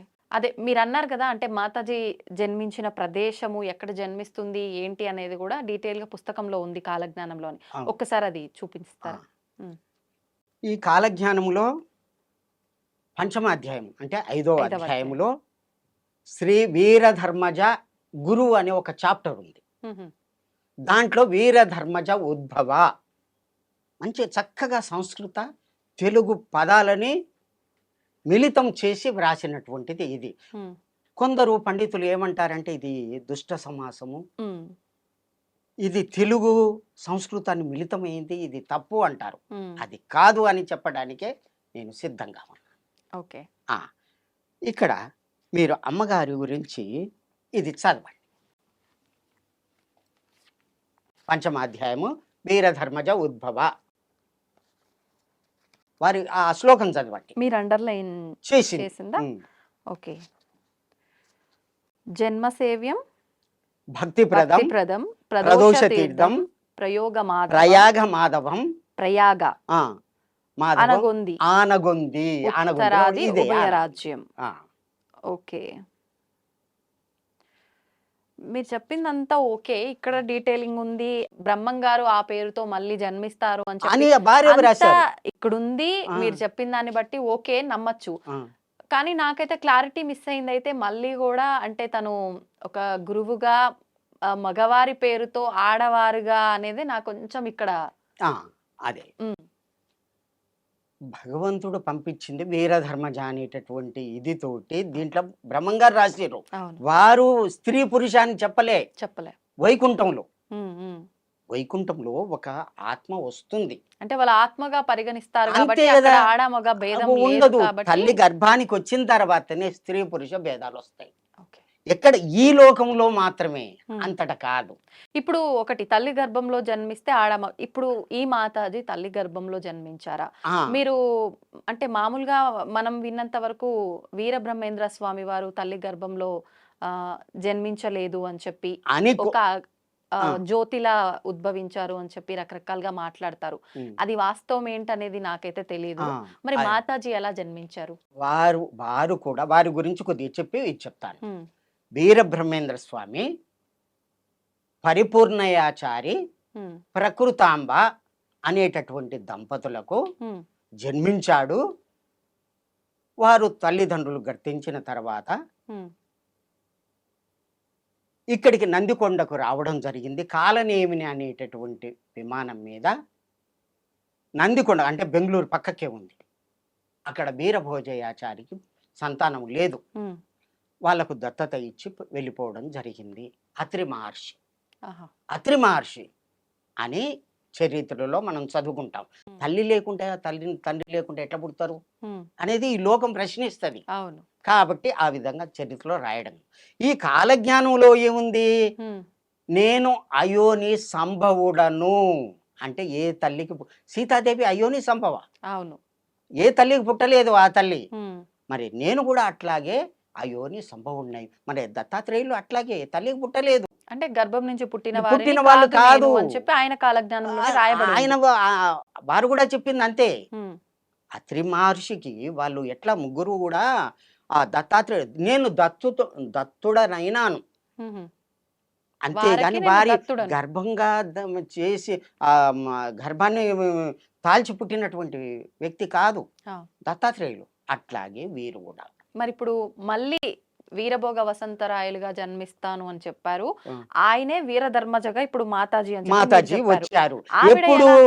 ఎప్పుడు అనే గుర్తు చెప్పాడు. 5,000 తర్వాతనే, అప్పుడు కాలేదు. అవును. ఇది 5,000 తర్వాతనే జరుగుద్ది వర్తిస్తది అన్నాడు. ఉమ్, ఎందుకు? అప్పటికి 5,000 అయిపోయింది. ఆ. అయిపోయిన తర్వాత 1914 నుంచి 18 వరకు మొదటి ప్రపంచ యుద్ధం వచ్చింది. ఉమ్, 38 నుంచి 45 వరకు యుద్ధం వచ్చి రెండవ ప్రపంచ యుద్ధం వచ్చింది. ఉమ్, ఆ యుద్ధాల్లో జన నష్టం అవుతుంది అన్నాడు. ఆ, పార్థివో భూప వ్యయో భూప క్షయంగత పునః పంచవర్షేణ వీరభూప భవిష్యతి.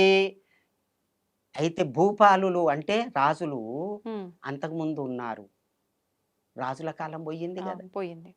ఎప్పుడు పోయింది ఉమ్, అంటే 47కు మనకు స్వాతంత్రం వచ్చింది కదా. అవును 47 48లో రాజుల కాలం పోయింది కదా.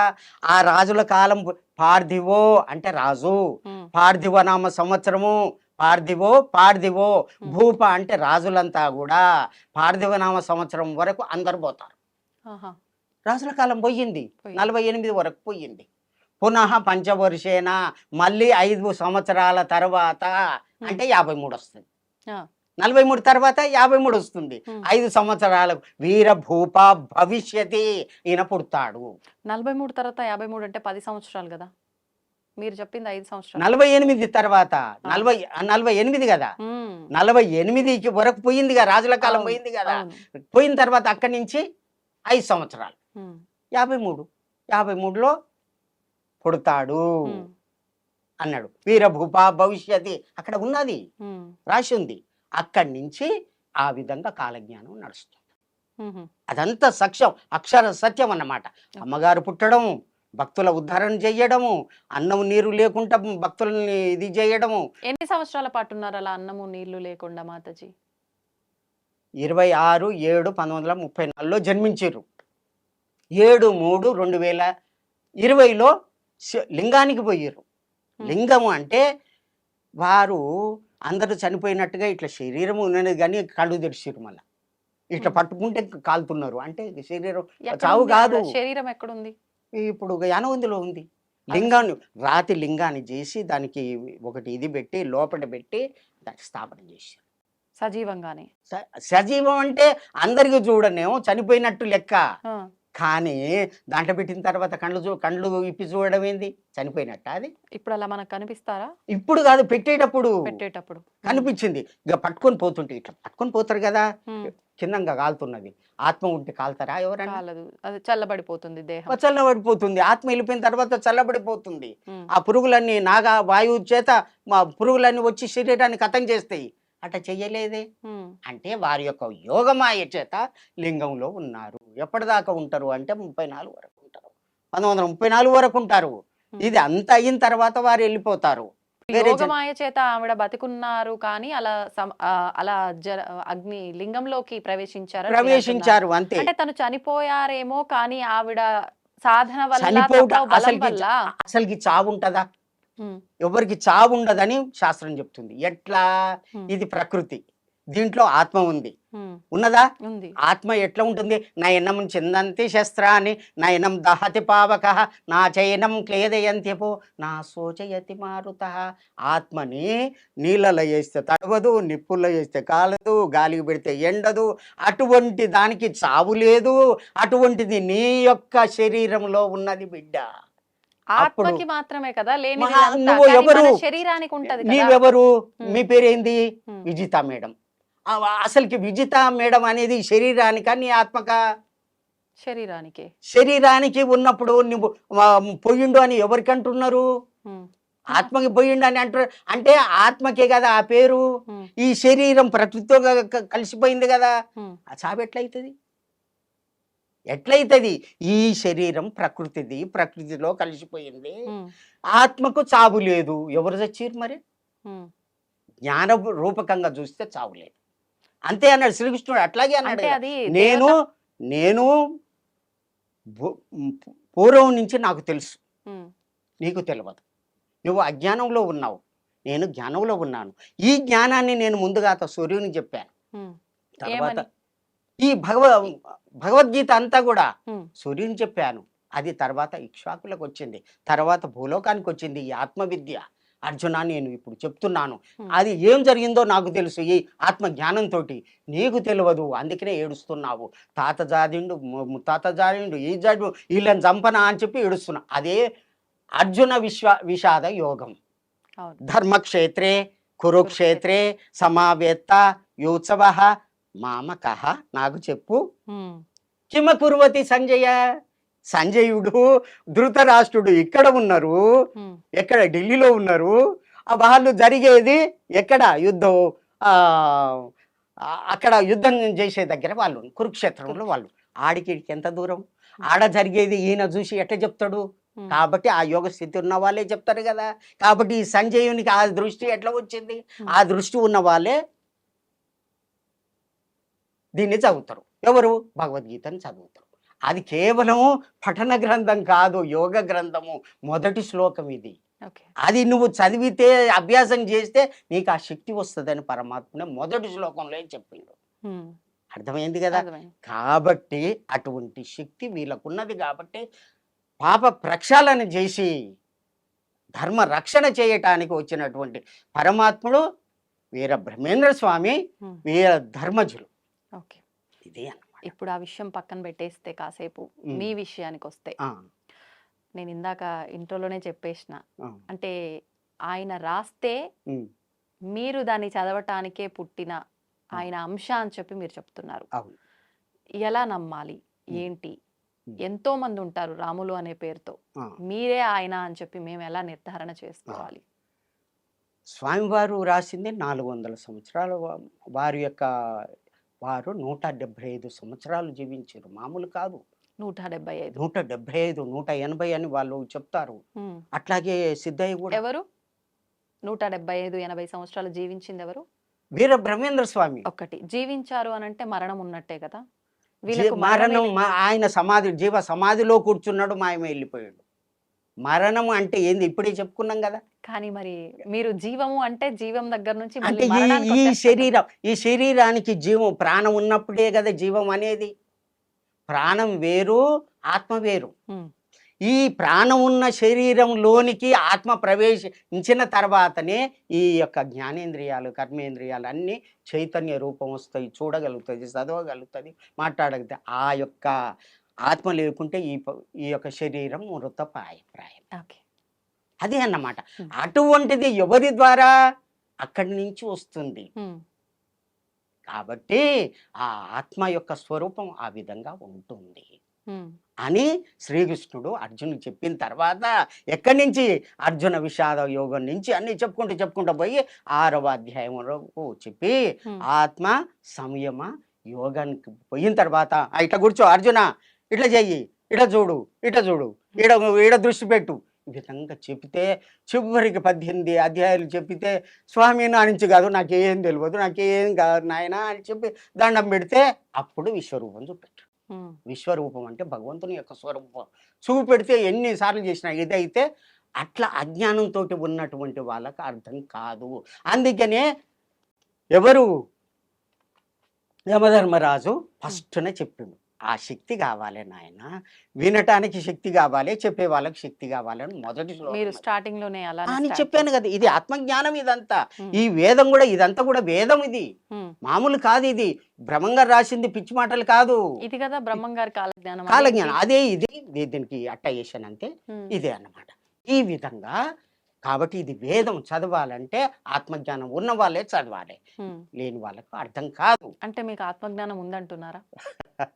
ఆత్మజ్ఞానం ఉన్నది కాబట్టి మీ ముందు కూర్చున్నా కాలజ్ఞానం గురించి చెప్పగలుగుతున్నా. అదే ఇది. ఆ విధంగా కాలజ్ఞానములో 2వ సౌజన్యంలో మునుగోడు సమితి ఉన్నది, నల్గొండ జిల్లాలో ఉన్నది. దానికి ఊకొండి అని చెప్పి కొద్ది దూరంలో ఊకొండి అని ఉన్నది. ఆ ప్రాంతంలో జన్మిస్తాడు. ఆ రామగిరి, నల్గొండ అని 2 కలిసి ఉన్నవి. 2వ అధ్యాయం అన్నారు కదా, ఎక్కడుంది 2వ అధ్యాయంలో? 2వ సౌజన్యం. ఊకొండి రాయంలో రామనగరమందు మునుకోటి అగ్రహారంలో రామయోగి పుట్టి పెరుగుతున్నాడు. 61. ఇక్కడ డేట్ డేట్ అప్పటికే అని ఇచ్చిండు. ఆ ఏమని ఇచ్చిండు? 25/7/1953 నాటి డేట్. అంటే మీరు చెప్పింది ఇప్పుడు ఈ కాలజ్ఞానం యొక్క గ్రంథాలు బయట కనిపించి అందరికి దొరికింది 1961లో. ఈ 2వ సౌజన్య ఇది దాంట్లో 2వ సౌజన్య ఇది కాలజ్ఞానం అంతకుముందు రాసిండు. ఈ 2వ సౌజన్యాన్ని బ్రహ్మంగారి మఠంలో బ్రహ్మంగారు ఉన్నటువంటి సంసారిక అంటే భార్య పిల్లలతోటి ఉన్నటువంటి గృహం ఒకటి ఉంది. ఆ లోపల ఒక పుట్ట ఉంది. ఆ పుట్టకు స్నానం పూజ చేస్తారు. బ్రహ్మంగారు వెళ్ళిపోయిన తర్వాత 61లో ఆ పుట్టకు పూజ చేస్తుంటే, అక్కడ ఉన్నటువంటి విగ్రహాలను పూజ చేస్తుంటే, ఒకనాడు అదృశ్య రూపకంగా అక్కడ ఈ పత్రిక దొరికింది. ఉమ్, మహిమ భగవంతుని యొక్క మహిమ చేత దొరికింది. ఆహా, అది ఎవరు రాసింది కాదు, ఏది చేసి మహిమతోటి అక్కడ దొరికింది. ఇదంతా చదివేసరికి దాంట్లో ఉన్నది ఉమ్. 61 61లో ఇది దొరికింది. దొరికినప్పటికీ మీరు అప్పటికే జన్మించి ఉన్నారు ఉన్నారు అని అని రాసి చెప్పి ఇక్కడ ఉన్నది. రాయబడి ఉంది. ఉన్నది. ఓకే. ఇదొకటి. ఇంకొకటి ఉమ్, రాయంగానే కాదు, ఎంతో మంది ఉంటారు కదా ఆ ఉంటారు. గ్రామంలో, కానీ ఇది చదివి చెప్పాలి. ఉమ్, రాములని పేరుండగానే కాదు కదా, అందరూ శ్రీరాముడు అవుతాడా? ఉమ్, ఉమ్, కాదు, అవుతారా? కాదు. ఇది చదివి చెప్పాలి. నువ్వు ఉమ్, డిగ్రీ చదివినంత మాత్రాన ఇంకో అతను 2వ తరగతి చదివినంత మాత్రాన నేను కూడా చదువుకున్నా నువ్వు కూడా చదువుకున్నావు అంటే ఈ మాటలు చెప్పగలుగుతాడా? లేదు. 2వ తరగతి చదివిన వ్యక్తికి డిగ్రీ చదివిన వ్యక్తికి ఇదే భేదం ఉంటది కదా. ఉమ్, అది అన్నమాట ఓకే. తారతమ్యం. ఉమ్. ఇప్పుడు మీరు అన్నట్టుగా రాములు అనే వ్యక్తి ఎంతో మంది ఉంటారు. ఆ, ఇక్కడ రామయోగి జన్మించి ఉన్నారు అని ఉంది. అవును. మీరే అని సాక్ష్యం ఇంకొకటి ఏదైనా ఇంకొకటి ఉందా? ఉన్నది. ఎక్కడ ఉంది అది? 6వ అధ్యాయం అంటే ఇందాక మీరు చెప్పినట్టుగా అక్కడ మీ గురించి రాయబడి ఉంది, అక్కడ రామయోగి ఇప్పుడు 2వ జన్మించారు అని సౌజన్యంలో ఇట్లా పుడతాడని రాసింది. రాసింది. ఇది ఇక్కడ రాసింది మాత్రం 400 సంవత్సరాల క్రితం. ఇది 400 years బ్యాక్. బ్యాక్. అది అదేం మన్నా అడ్రస్ ఇచ్చిండు. ఇది మాత్రం ఇట్లా జన్మిస్తాడు. ఓకే. ఒకసారి మనం ఇది కూడా చదివి చెప్దాము, మీరు అర్థం. ఆ, శ్రీ గురు సార్వభౌమ ఆ, శ్రీ గురుచరణ ఉమ్, దక్షిణ భాగమందు రాజకూపము నివాసము చేయు గృహస్థ ఆశ్రమమునందు ఉమ్, నారాయణగిరికి ఉత్తరమందు మేను లేని కొడుకు ఉమ్, తల్లి మగని మరది అన్న తండ్రి ఉదయించినాడు. ఒక మీనుగా దొరసానిగల అగ్ని బీజంబులు 4 మొదలు తుద సాలగ్రామ స్వరూపులైన నా భక్తులైన వారి సముఖానకు అగ్ని బీజంబులు 4 తుదలు పర్ణశాల నామం గలవారు సుముఖనకు వ్రాస పంపిన లిఖితము. ఉమ్. ఏంటిది అర్థం? దానికి ఉమ్, ముందుగా అత ఏమన్నాడు అంటే, గురు సార్వభౌమ. గురు సార్వభౌములు అంటే మాణిక్యేశ్వరి మాతకు శిష్యులై ఉంటారు. ఓకే. ఆ, శ్రీ గురుచరణ. చరణ్ అంటే ఇంకొక గురువు కూడా నల్గొండలో ఉన్నాడు. ఆయన కూడా సేవ ఎవరు? చేసిన. అతను ఎవరు? అతను లక్ష్మీ నరసింహస్వామి అని ఉన్నాడు అన్నమాట. ఉమ్. అమ్మ దగ్గరికి తీసుకొచ్చింది అతనే అన్నమాట. ఇప్పుడు ఇద్దరికి శిష్యులై ఉంటాడు. అదే దాంట్లో ఎంతో మందికి గురువులు ఉంటారు కదా, ఆ, మరి అది ఎంతో మందికి గురువులు ఉంటారు, కానీ కాలజ్ఞానానికి సంబంధించిన వాళ్ళై ఉండాలి. ఓకే. దక్షిణ భాగమందు రాజకూపము నివాసము రాజకూపం నివాసం చేసుకుని, రాజకూపం అంటే చేయు. రాజయోగములో గృహస్థం పెళ్లి చేసుకున్నా సరే ఉమ్, సాధన చేస్తాడు, యోగం చేస్తాడు. ఉమ్. ఉమ్. నారాయణగిరికి ఉత్తరమందు మేను లేని కొడుకు అని. నారాయణగి అంటే తిరుపతికి ఉత్తర భాగములో ఉమ్, యాదగిరి గుట్ట ఇక్కడ గోపాలస్వామి గుట్ట అని ఉంది. వేణుగోపాల స్వామి గుట్ట. గుట్టకు దక్షిణ భాగములో ఉమ్. ఇతను జన్మిస్తాడు. ఎవరు? మేను లేని కొడుకు. ఇక్కడ ఉత్తరం అనుంది, నారాయణగిరికి ఉత్తరం. నారాయణగిరికి అంటే తిరుపతి కదా, తిరుపతికి ఉత్తరం. ఉత్తరము. ఇక్కడ వేణుగోపాల స్వామి, స్వామికి దక్షిణము ఇక్కడ అలా ఎక్కడ మెన్షన్ చేసి ఉన్నది. వేణుగోపాల స్వామి ఉన్నది. ఓకే. ఆ. మేను లేని కొడుకు. మేను లేని కొడుకు అంటే శరీరం ఉండదు. ఉమ్, శివుని యొక్క త్రికోటి నుంచి వెళ్ళినటువంటి ఉమ్, జ్వాల వలన మన్మధుడు భస్మం అవుతాడు. ఉమ్, రతీదేవి ప్రార్థన వల్ల మళ్ళీ జన్మ ఇస్తా అని చెప్పి శ్రీకృష్ణునికి కొడుకుగా పుడతాడు. ఉమ్, మేను లేని కొడుకు అంటే ఇప్పుడు మనం మన్మధుడు ఇప్పుడు ప్రతి సంవత్సరం కూడా మనం పండుగ చేస్తాం, హోలీ జరుపుకుంటాం. ఉమ్, ఆ యొక్క మన్మధుని యొక్క శరీరము కాలిపోయింది. అవును. శ్రీకృష్ణుని కొడుకుగా పుడతాడు. ఉమ్, అతని తల్లి పేరు ఉమ్, రుక్మిణీదేవి, ఆ భర్త ఉమ్, శ్రీకృష్ణుడు. ఉమ్, ఆ శ్రీకృష్ణుని యొక్క మరిది ఉమ్, అర్జునుడు. ఉమ్. అర్జునుని యొక్క అన్న అన్న, ధర్మరాజు. తండ్రి తండ్రి అంటే యమధర్మరాజు. ఉదయించినాడు. ఉదయం పుట్టిండు. అంటే ఈ యమధర్మరాజు. పైన అంశతోటి జన్మించిండు ఈయన. అంటే ధర్మం తప్ప ఇంకేమి లేదు. ధర్మదేవతే ఈ విధంగా జన్మించడం జరిగింది. ఉమ్, తర్వాతది ఒక మీనుగా దొరసాని గల. మేనుగా దొరసాని అంటే కేచర్య ముద్ర. ఉమ్, మేనుగా దొరసాని అంటే భ్రమరాంబిక. ఆ యొక్క అమ్మ పదాలలో 4 అక్షరాలు ఉండాలి. ఉమ్, దాంట్లో 2, ఒకటి అగ్ని బీజం, ఇంకొకటి ఆకాశ బీజం ఉండాలి. ఉమ్, రామ రామ అనేటటువంటి 2 పదాలు ఒకటే అక్షరం, ఇది పేరులో రావాలి. భ్రమరాంబ. అగ్నిబీజం రా అనేది అగ్నిబీజం అట్లా రావాలే భ్రమరాంబ అట్లా వస్తుంది. తర్వాత అగ్నిబీజంబులు నాలుగింటిలోను మొదలు తుద సాలగ్రామ స్వరూపులు. ముందుగా రాముణ్ణి సాలగ్రామం రామ రామ అని 2 సార్లు రావాలే వచ్చింది. తర్వాత నా భక్తులైన వారి నా భక్తులు బ్రహ్మంగారి యొక్క భక్తులై ఉండాలి. అగ్నిబీజంబులు నాలుగింటిలోను తుదలు పర్ణశాల నామం కలవారు. పర్ణశాలను కట్టింది ఎవరు? శ్రీరాముడు. కాబట్టి రామ అనే పేరు ఉండాలి. ఇది చదివి ఈ కాలజ్ఞానం చదివి చెప్పేటటువంటి వ్యక్తి ఎవరైతే వస్తారో వారికి రాములు అనేటటువంటి పేరు ఉంటుంది అని అక్కడ చెప్పాడు, ఇక్కడ చెప్పాడు. ఆ శక్తి వారికే ఇస్తున్నాను. ఓకే, ఇది మీకు ఎప్పుడు తెలిసింది దీని గురించి? నేను అమ్మ కరీంనగర్కి వచ్చిన తర్వాత 78లో వారికి మీరు వెళ్ళి కలవటం జరిగింది. నాకు అనుభూతులు జరిగినవి. తర్వాత శ్రీశైలంలో కూడా దైవిక అనుభూతులు జరిగినవి. తర్వాత 1980లో అమ్మగారు యానగొందిలో యోగ శిక్షణా కేంద్రం అని పెట్టి అందరికీ యోగాన్ని నేర్పిస్తున్నారు. అటువంటి టైంలో నేను కూడా కూర్చున్నాను. ఈ వీరధర్మజ ఉద్భవ అనేటటువంటి 5వ అధ్యాయంలో ఉన్నటువంటి ఆ పేజీని తన ధ్యానములో చూసుకొని ఇది ఈ కాలజ్ఞానం వాళ్ళకిచ్చి చదివించండి ఈ పేజీ అని అందరికి ఆ శిష్యులే కాదు వేల మందికి అందరికి ఇస్తున్నారు. ఎవ్వరు కూడా దానికి జవాబు చెప్పలేదు, మాకు తెలియదు అన్నారు. నాకు ఇచ్చారు, నేను చదివాను. చదివిన తర్వాత దానికి టగటగా అర్థం చెప్పేశాను. తర్వాత 86లో నాకు ఇదే పుస్తకం స్వయంగా ఇదే పుస్తకం నాకు దైవికంగా రావడం జరిగింది నా దగ్గరికి. ఎలా అంటే ఎవరు పంపించారు? అంటే బ్రహ్మంగారి మఠం ఫ్రమ్ బ్రహ్మంగారి మఠం అని ఉన్నది. అంతే, పర్సన్ ఎవరైనా ఏమి లేదు. నా ఇంటికి వచ్చి పేరు రాసింది, రాములు అని రాసింది. టీచరు ఇట్లా తెలుగు పండిట్ అని రాసి ఉన్నది. వచ్చిన తర్వాత ఇది తీసి స్వామి నాకేమనిపించిందంటే నా గురించి ఏమన్నా ఉండొచ్చునా ఈ పుస్తకంలో అని నా మనసులో అనిపించింది.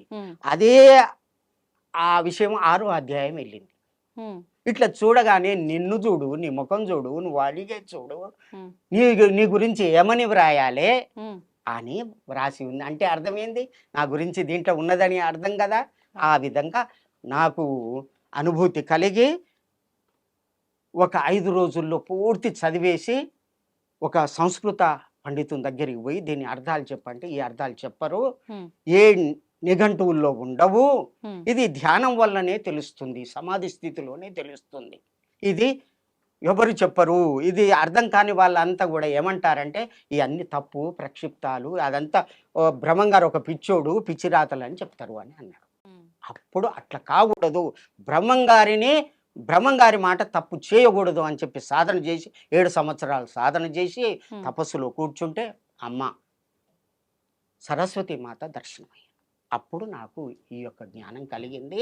అమ్మగారి దయ వల్ల రాములు దీని మీద వాచ్యంగా అందరికీ తెలిసేటటువంటి విధంగా పుస్తకాలు రాయమంటే కొన్ని పుస్తకాలు వ్రాశాను. అందరికి 30 సంవత్సరాలు ప్రచారం చేశాను. అహింసా ధర్మాన్ని ఈ కాలజ్ఞానాన్ని ప్రచారం చేస్తూ ఈ విధంగా ఉండడం జరిగింది. ఇప్పుడు అంత్యస్థితి వచ్చింది కాబట్టి ఇప్పుడు చెప్తే భక్తులు మేలుకుంటారని చెప్తున్నారు. ఏం పుస్తకాలు రాశారు మీరు? మీరు రాసిన పుస్తకాలు ఏంటి? ఈ అమ్మ చరిత్ర ఒకసారి చెప్పండి. వారు దత్తాత్రేయులు చెట్టు మీద కూర్చొని అమ్మ తపస్సు చేసేది శ్రీశైలంలో, చుట్టూ ఏంటివి పులులు ఉండే అని చెప్పిన కదా, ఇట్లా ఉండేది.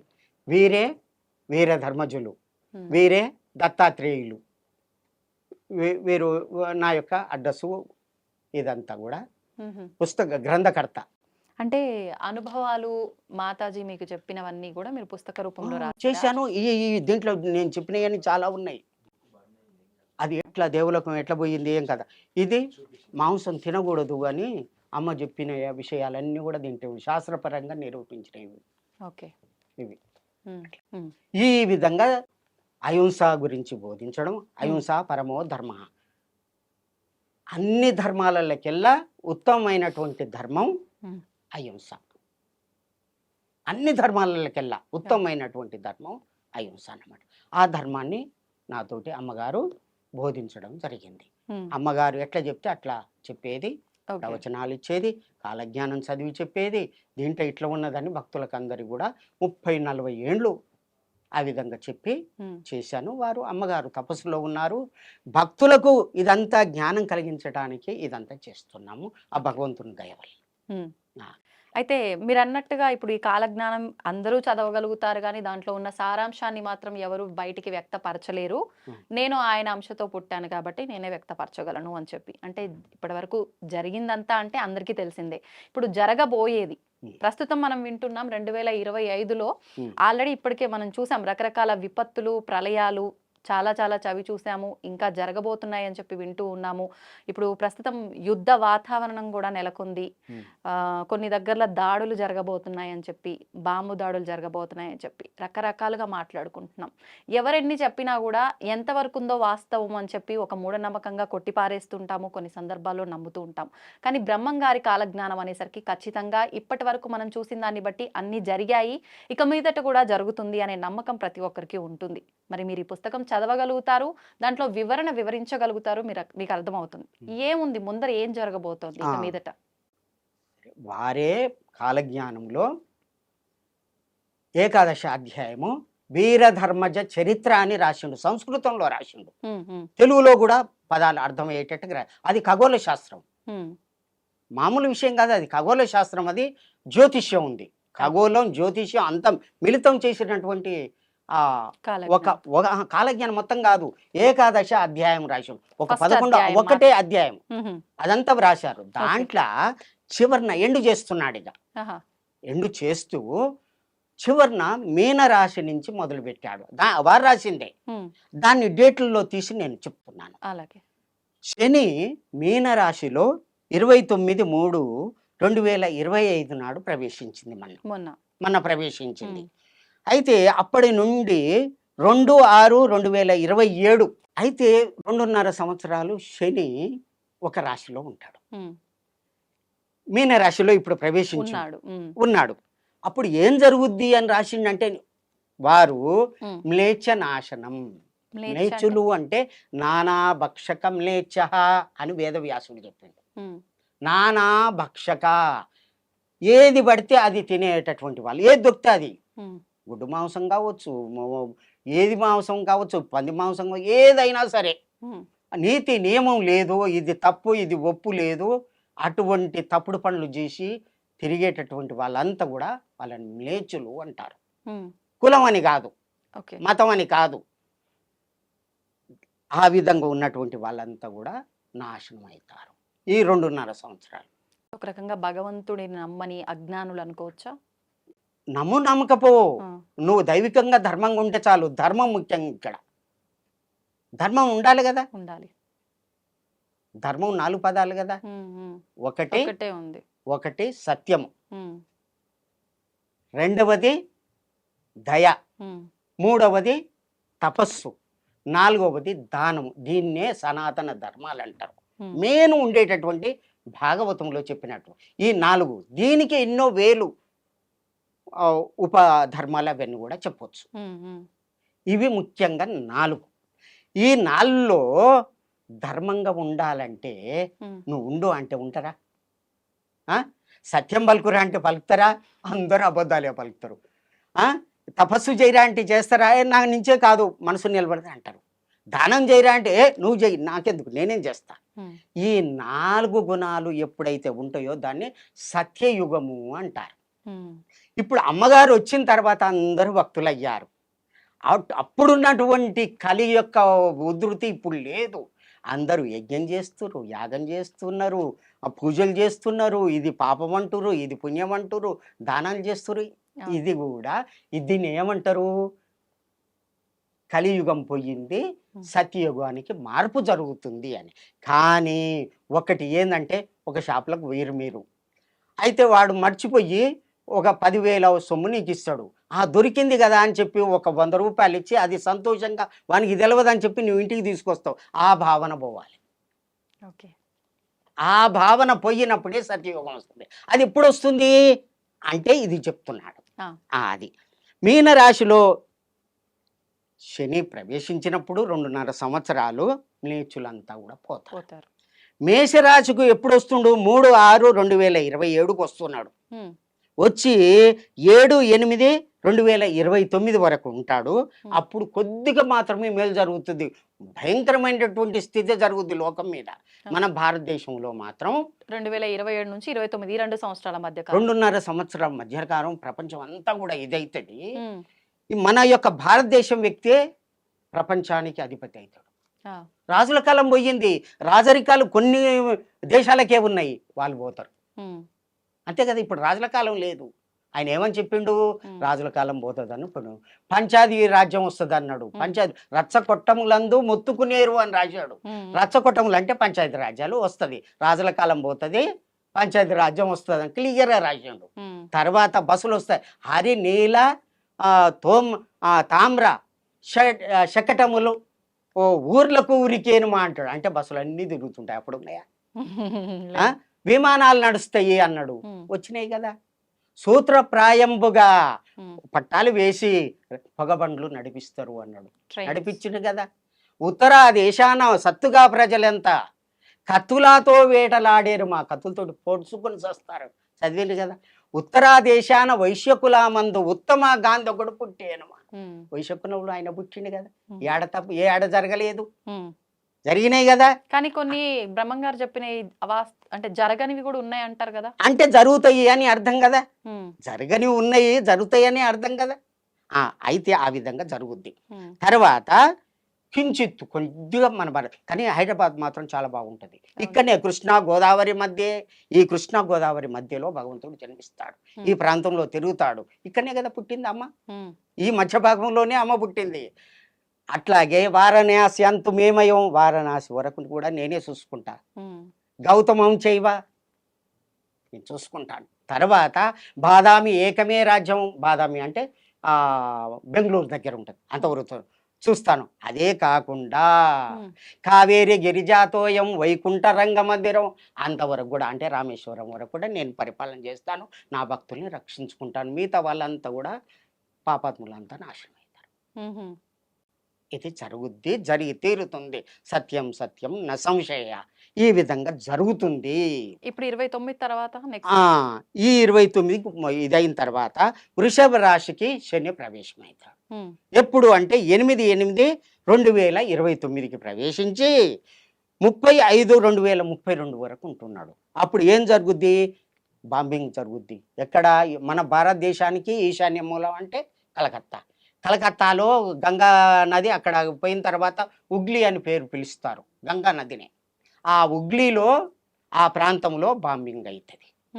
అక్కడ విషగాలి మొదలవుతుంది. ఆ గాలి అంతా కూడా మన భారతదేశానికి ఇదంతా చుట్టుకుంటుంది. ఆ గాలి పీల్చగానే అందరు చేస్తారు. చైనా తోటి వచ్చేటటువంటి అవకాశం ఉన్నది. అంటే భగవంతుడు తప్పియొచ్చు. అది కూడా వచ్చేటటువంటి ప్రమాదం తప్పియడానికే కదా పూజలు చేస్తాం మనం. గ్రహ దోషాలు ఇవన్నీ ఎందుకు చేస్తాం? ఆయన పూజ చేస్తే ఇట్లా అవుతుంది, ఈయన పూజ చేస్తే అట్లా అవుతుంది అంటే అవుతుంది, నిజమే. ఆ దోషాలు కూడా తొలగియొచ్చు. అకాల మృత్యుహరణం అని పూజలో మనం అంటాం కదా, ఆ పూజ చేస్తాం కదా. అకాలంగా వచ్చేటటువంటి మృత్యువులు కూడా పూజ వల్ల తొలగిపోతాయని అర్థం కదా. ఇది కూడా భగవంతుడు తొలగియవచ్చు, కానీ ఇట్లా ఉంటుంది అది. అప్పుడు యుద్ధం జరగవచ్చు. అయినా సరే, బాంబింగ్ అయినా సరే, ఇక్కడ ఉన్నటువంటి భగవంతుడు దాన్ని నిరోధిస్తాడు. అక్కడ చూడండి, ఒకటి పాకిస్తాన్లో చేసినటువంటి బాంబులు అన్నీ కూడా మన భారతదేశానికి పక్కన ఉన్నటువంటి ఒక దేవాలయం ఉంది. ఆ దేవాలయం దగ్గర పడినటువంటి బాంబులు పేలవు. ఆ తల్లి కాపాడుతుంది. అంటే మన దగ్గర ధర్మం ఉందనే కదా. అవునా కాదా? ఈ సాక్ష్యం అండి ఇది, మీరు చూడొచ్చు. అట్లాగే ఇక్కడ ఉన్నటువంటి భగవంతుడు ఎవరు ఎటువంటి బాంబులు వేసినా సరే ఆయన రక్షిస్తాడు. ఎట్లా శ్రీకృష్ణుడు అర్జునుని రక్షించలే, ఎటువంటి ఇది బాణాలు వేసినా కానీ అన్ని లేకుండా ఆంజనేయ స్వామిని పెట్టి ఇది చేసిండు కదా. చివరికి అర్జునునికి చెప్పడానికి ఆంజనేయ యువతలకి రాగానే రమ్మనంగానే వచ్చిండు. ఆ యొక్క రథమే పేలిపోయి. ఆ విధంగా జరుగుద్ది. భగవంతుడు రక్షిస్తాడు. కలికి భగవానుడు పుట్టాడు. అమ్మనే కాదు, మళ్ళా తాను వస్తా అన్నాడు కదా. ముందు కదా పంపిడు, తర్వాత వస్తా అన్నాడు కదా. మళ్ళీ అదే గ్రహస్థితి. ఏది?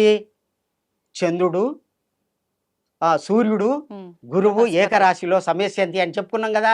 మళ్ళీ 12/8/2026 నాడు మళ్ళా వస్తుంది. సేమ్ అదే గ్రహస్థితి.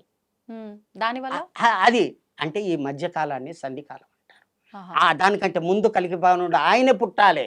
ఆ, ఎవరు? మహావిష్ణువే పుట్టాలి. ఆ. ఒరిస్సాలో పుట్టడం.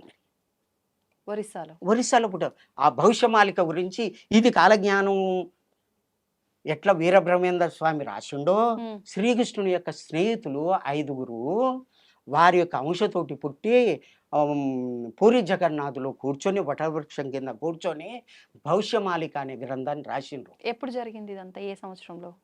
1485 ఉహు. తర్వాత జరిగింది. అయితే రాసిన దాంట్లో ఏముంది? ఇప్పుడు జరిగేదంతా కూడా రాసింది. పాకిస్తాన్ అనే పేరు ఉంది, అప్పుడు లేనే లేదు పాకిస్తాన్ అని ఉమ్, ఉమ్, పేరు రాసినాడు. అవన్నీ కూడా క్లియర్గా రాసింది. అది కూడా నేను చదివాను. ఉహు, భవిష్యత్ పురాణం చదివాను, భవిష్యమాలిక చదివాను, ఉమ్, ఇటు భాగవతం చదివాను, భగవద్గీత చదివాను, ఈ కాలజ్ఞానం చదివాను. ఏ ఏ పురాణాల్లో కూడా ఏ ఏ గ్రంథాల నుంచి ఈ విధంగా ఉన్నదో అదంతా కూడా చదివి మేము ముందు కూర్చున్నాను తల్లి. ఒట్టిగా రాలేదు నేను, ఉమ్, గట్టిగా వచ్చే అందరికీ కూడా చెప్పడానికి వచ్చాను. ఉమ్. తర్వాత ఈశాన్యముల నుంచి ఈ విధంగా జరుగుతుంది అన్నాడు. ఆ. అది రావచ్చు, వస్తుంది, భగవంతుడు రక్షిస్తాడు మన భారతదేశం వాళ్ళని. కానీ నమ్మకతోటి ఉండాలి.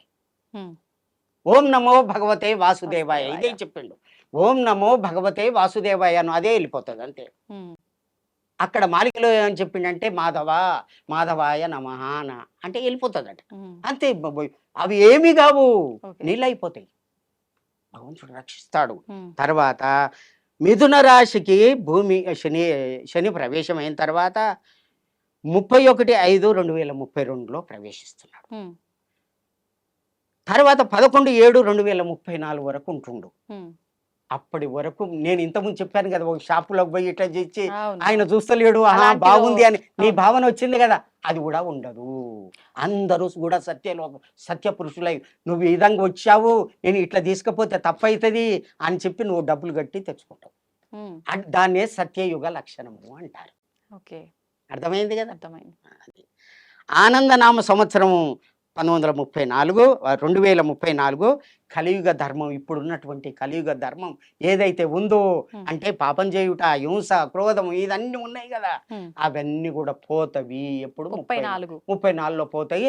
సత్యయుగ ధర్మం నిలిసే అంటే ధర్మం హరి ఎక్కువగా ఉంటుందనా? గోవింద గోవింద బ్రహ్మం శివ గోవింద గోవింద బ్రహ్మం. ఉమ్. అమ్మా ఈ విధంగా మరి జరుగుతుంది. కలియుగం అంతం అని అంటున్నారు కదా, ఇది కలియుగం ఇదేనా అంతం ఇంకా? అంతే కదా. మన కానీ డేట్ మీరు చెప్పాడు కదా, చెప్పినట్టుగా కొన్ని లక్షల సంవత్సరాలు అయింది, మొత్తం ఇంకా చాలా లక్షల సంవత్సరాలు ఉందంటారు కదా. ఉన్నదానికి తగ్గించిండు కదా, ఉహుం. తగ్గించిండు కదా. తగ్గించిండు. ఈ పాపాల వల్ల ఇప్పటికే ఆ ధర్మం లేదు కాబట్టి నేను వస్తున్నా అన్నాడు. 4,32,000 సంవత్సరాలు కలియుగ సంవత్సరాలు. కానీ 3 ఉంటాయి కలియుగ సంవత్సరాలు ఉంటాయి, ఉమ్. అంతర్యుగం ఉంటది, ధర్మయుగం ఉంటది. 3 రకాలు ఉంటాయి. ఇదే ఓ. ధర్మయుగం. ఇప్పుడు రాబోయేది ధర్మయుగం. ధర్మయుగం. 34లో. సత్యయుగం అన్న. ధర్మయుగం అంటే సత్యయుగం. ఆయన సత్యయుగం. చెప్పిండు కదా, ధర్మాన్ని నిలబెడతా అన్నాడు కదా. అవును. ధర్మాలు లేవు కదా, 4 ధర్మాలు పోయినాయి కదా. పోయినాయి. అందుకనే భగవంతుడు ఈ భూమి మీదకి మాణికేశ్వరి మాతగా అంటే వీరధర్మజ మాతగా అటు కలికి భగవానునిగా జన్మించడం జరిగింది. ఉమ్. కలికి ఎక్కడ పుడతా అన్నాడు? ఉమ్. శంబల గ్రామంలో పుడతా అన్నాడు. ఉమ్. 12వ భాగవతము 12వ స్కందము 2వ అధ్యాయము 18వ శ్లోకంలో ఉమ్. శంబల గ్రామస్య ముఖ్యస్య బ్రాహ్మణస్య మహాత్మనః శ్లోకం ఏ సంవత్సరంలో? ఆయన వేదవ్యాసుడు రాసినటువంటి కాదు. ఇది. ఆ. మహాత్మన ఉమ్. విష్ణు యశసః ఉమ్. అనే పేరు ఉన్నటువంటి ఒక బ్రాహ్మణ ఇంట్లో కలికి పుడతాడు. రాదు భవతి భవిష్యతి అన్నాడు, పుడతాడు అన్నాడు. ఉమ్. శంబల గ్రామం ఎక్కడ ఉంది? ఉమ్. అది దివ్యమైనటువంటిది. శంబల అని పేర్లు 4 ఉన్నాయి. అవును. కానీ రాములు అన్నంత మాత్రం నేను రాముని కాదు కదా. ఉమ్. ఆ శంబల అని పేరు పెట్టుకుంటే ఆ ఊరు కాదు కదా. అది దివ్యమైనటువంటి గ్రామం. అది ఉమ్. ఆ గ్రామంలో పుడతాడన్నాడు. ఉమ్. ఆ విధంగా వారిని పంపడం జరిగింది, జన్మించడం జరిగింది. వారికి 19 సంవత్సరాలు ఇప్పుడు. ఇప్పుడు ఎట్లా ఉన్నాయి అనుకున్న వాళ్ళకి అతని యొక్క కండ్లు మీరు చూసారా? ఎంత అందంగా ఉన్నాయో, ఉమ్. చాలా అందమైనటువంటి కండ్లు, ఆజానుభావం అరవింద దళాయతాక్షం. ఎందుకు ఆయన ఇంకా బయటికి రాలేదు మరి? టైం రాలేదు. చాలా చక్కటి బ్రాహ్మణ వంశంలోనే పుట్టాడు. ఎప్పుడు బయటకు వస్తారు సమాజం దృష్టికి? ఇప్పుడు వస్తుంది, టైం వచ్చేస్తుంది, అందరికి భక్తులకు దర్శనం ఇస్తాడు. అంటే ఎంత సమయం ఉంది? ఇంకా 28. 28 సంవత్సరాల? ఇప్పుడు మేము చూస్తున్నాం, పోతున్నాం, దర్శనం చేసుకుంటాం. మాకు పర్మిషన్ ఉంది. మేము పోతున్నాం, చూస్తున్నాం. ఎన్నో మహిమలు.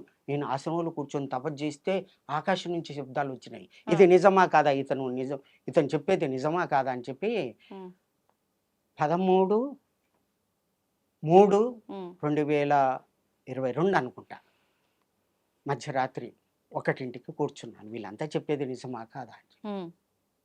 నాకు వాస్తవం, నేను తప్పు చెప్పే అబద్ధం ఆడే అవసరం లేదు. మహావిష్ణువు యొక్క దర్శనం జరిగింది. మహావిష్ణువు దర్శనం జరిగింది. అంటే వాళ్ళకి ఫోన్ చేశాను. ఫోన్ చేసి ఇక్కడ ఈ అడ్రస్ లో పుట్టిన ఎవరైతే బ్రాహ్మణ కుటుంబంలో పుట్టిన వాళ్ళకు ఫోన్ చేయడం జరిగింది. వాళ్ళ నెంబర్ మీ దగ్గరికి ఎలా వచ్చింది? భవిష్యమాలిక అని అంత ఇది వస్తుంది, నెట్లో వస్తుంది చూడండి మీరు. భవిష్యమాలిక అదంతా కూడా ఎవరు ప్రచారం చేస్తున్నారు అదంతా వస్తుంది, నెంబర్లు కూడా ఉన్నాయి. నేను ఫోన్ చేయడం జరిగింది. నాకు ఇట్లా జరిగింది, ఇది నిజం అనిపిస్తుంది. నేను యోగ సాధనలో ఉన్నాను, మహావతార్ బాబాను చూశాను, నిధివనంలో రాధామాతను చూశాను, ఇక్కడ 2016లో భ్రమరమ్మ మాతను కూడా నేను దర్శనం చేసుకున్నాను. నేను యోగ సాధన తుమ్కోనాయే బాబా, నువ్వెవరు ఎట్లా అంటే, నేను ఒక యోగ సాధకుడిని, నాకు ఇట్లా దర్శనం అయింది, ఆ స్వామివారిని చూడాలని అనుకుంటున్నాను అంటే అప్పుడు పర్మిషన్ తీసుకున్నారు. తర్వాత నాకు అనుమతి ఇచ్చారు దర్శనానికి. టెస్ట్ చేస్తారు ముందు కదా, వారు సరే అంటేనే తీసుకుపోతారు, దర్శనం ఇస్తారు. వారు అంటేనే. ఆ జన్మించిన వారికి తెలుసా నేను పలానా వ్యక్తిని ఇలా జన్మించానని? ఎందుకు తెలియదు? లేకుంటే అతను భగవంతుడు ఎట్లా అవుతాడు? కాదు కదా. మామూలు వ్యక్తిని నువ్వు భగవంతుడు అంటే అతను ఒప్పుకుంటాడా? మరి అది కాదు. అట్లాంటివన్నీ కూడా. మళ్ళీ 2వ నాడు ఏం జరిగిందంటే, 3వ నాడు ఏం జరిగిందంటే, ఆకాశం నుంచి శబ్దం వస్తుంది. ఎవరు లేరు, నా ఆశ్రమంలో ఎవరు ఉండరు, ఊరికి చాలా దూరంలో ఉన్నాను. అక్కడ 1ంటికి మధ్యాహ్నం 1ంటికి ఇట్లా ధ్యానం చేసుకుంటూ ఇట్లా కూర్చున్నాను. కూర్చుంటే ఆకాశం జీ, గురూజీ నమస్కార్, స్వామీజీ నమస్కార్, స్వామీజీ నమస్కార్ అని. నేనెంతటి వాడిని, నాకు నమస్కారం చెప్పేవాడు ఎవరు ఉండరు, ఇదంతా ఏంది లీలా అని చెప్పి నా మొత్తం తిరిగి చూస్తే ఎవరు లేరు. ఇదే మాట అక్కడికి పోయి వారిని అడిగితే మై బులాయా తుమారే, తుమ్ సేవా కర్నే కా హాయ్, సేవ చేసేది ఉన్నది, ఇదంతా సేవనే, భగవంతుని సేవ. ఇది భగవంతుని మాలిక గురించి ప్రచారం చేస్తున్నా, కాలజ్ఞానం గురించి ప్రచారం చేస్తున్నా, భగవంతుడు పంపిస్తే వచ్చినా అని చెప్తున్నా కదా. ఇది చెప్పటానికే నా జన్మ అని భక్తులకు మనవి చేస్తున్నా. జై సద్గురు రూపరహిత వీర ధర్మజ మాతాకి జై, వీర బ్రహ్మేంద్ర స్వామికి జై. ధన్యవాదాలండి. ధన్యవాదాలు. సర్వే జనా సుఖినో భవంతు. తవ్వండి, తవ్వుతున్న శివలింగం. సరే, దాన్ని అట్లా కప్పేసేయండి, చూపించదండి. Krishna is there. మూర్తి పూజ కాదు, సాక్షాత్ బ్రజేంద్ర నందన భగవాన్ ఉన్నారు మూర్తిలో. ఏమీ ఆశించకుండా ఆరాధించే వాళ్ళు కూడా ఉన్నారా ప్రభుజీ? నిజమైన భక్తి అంటే మనకు తెలియదు కాబట్టి.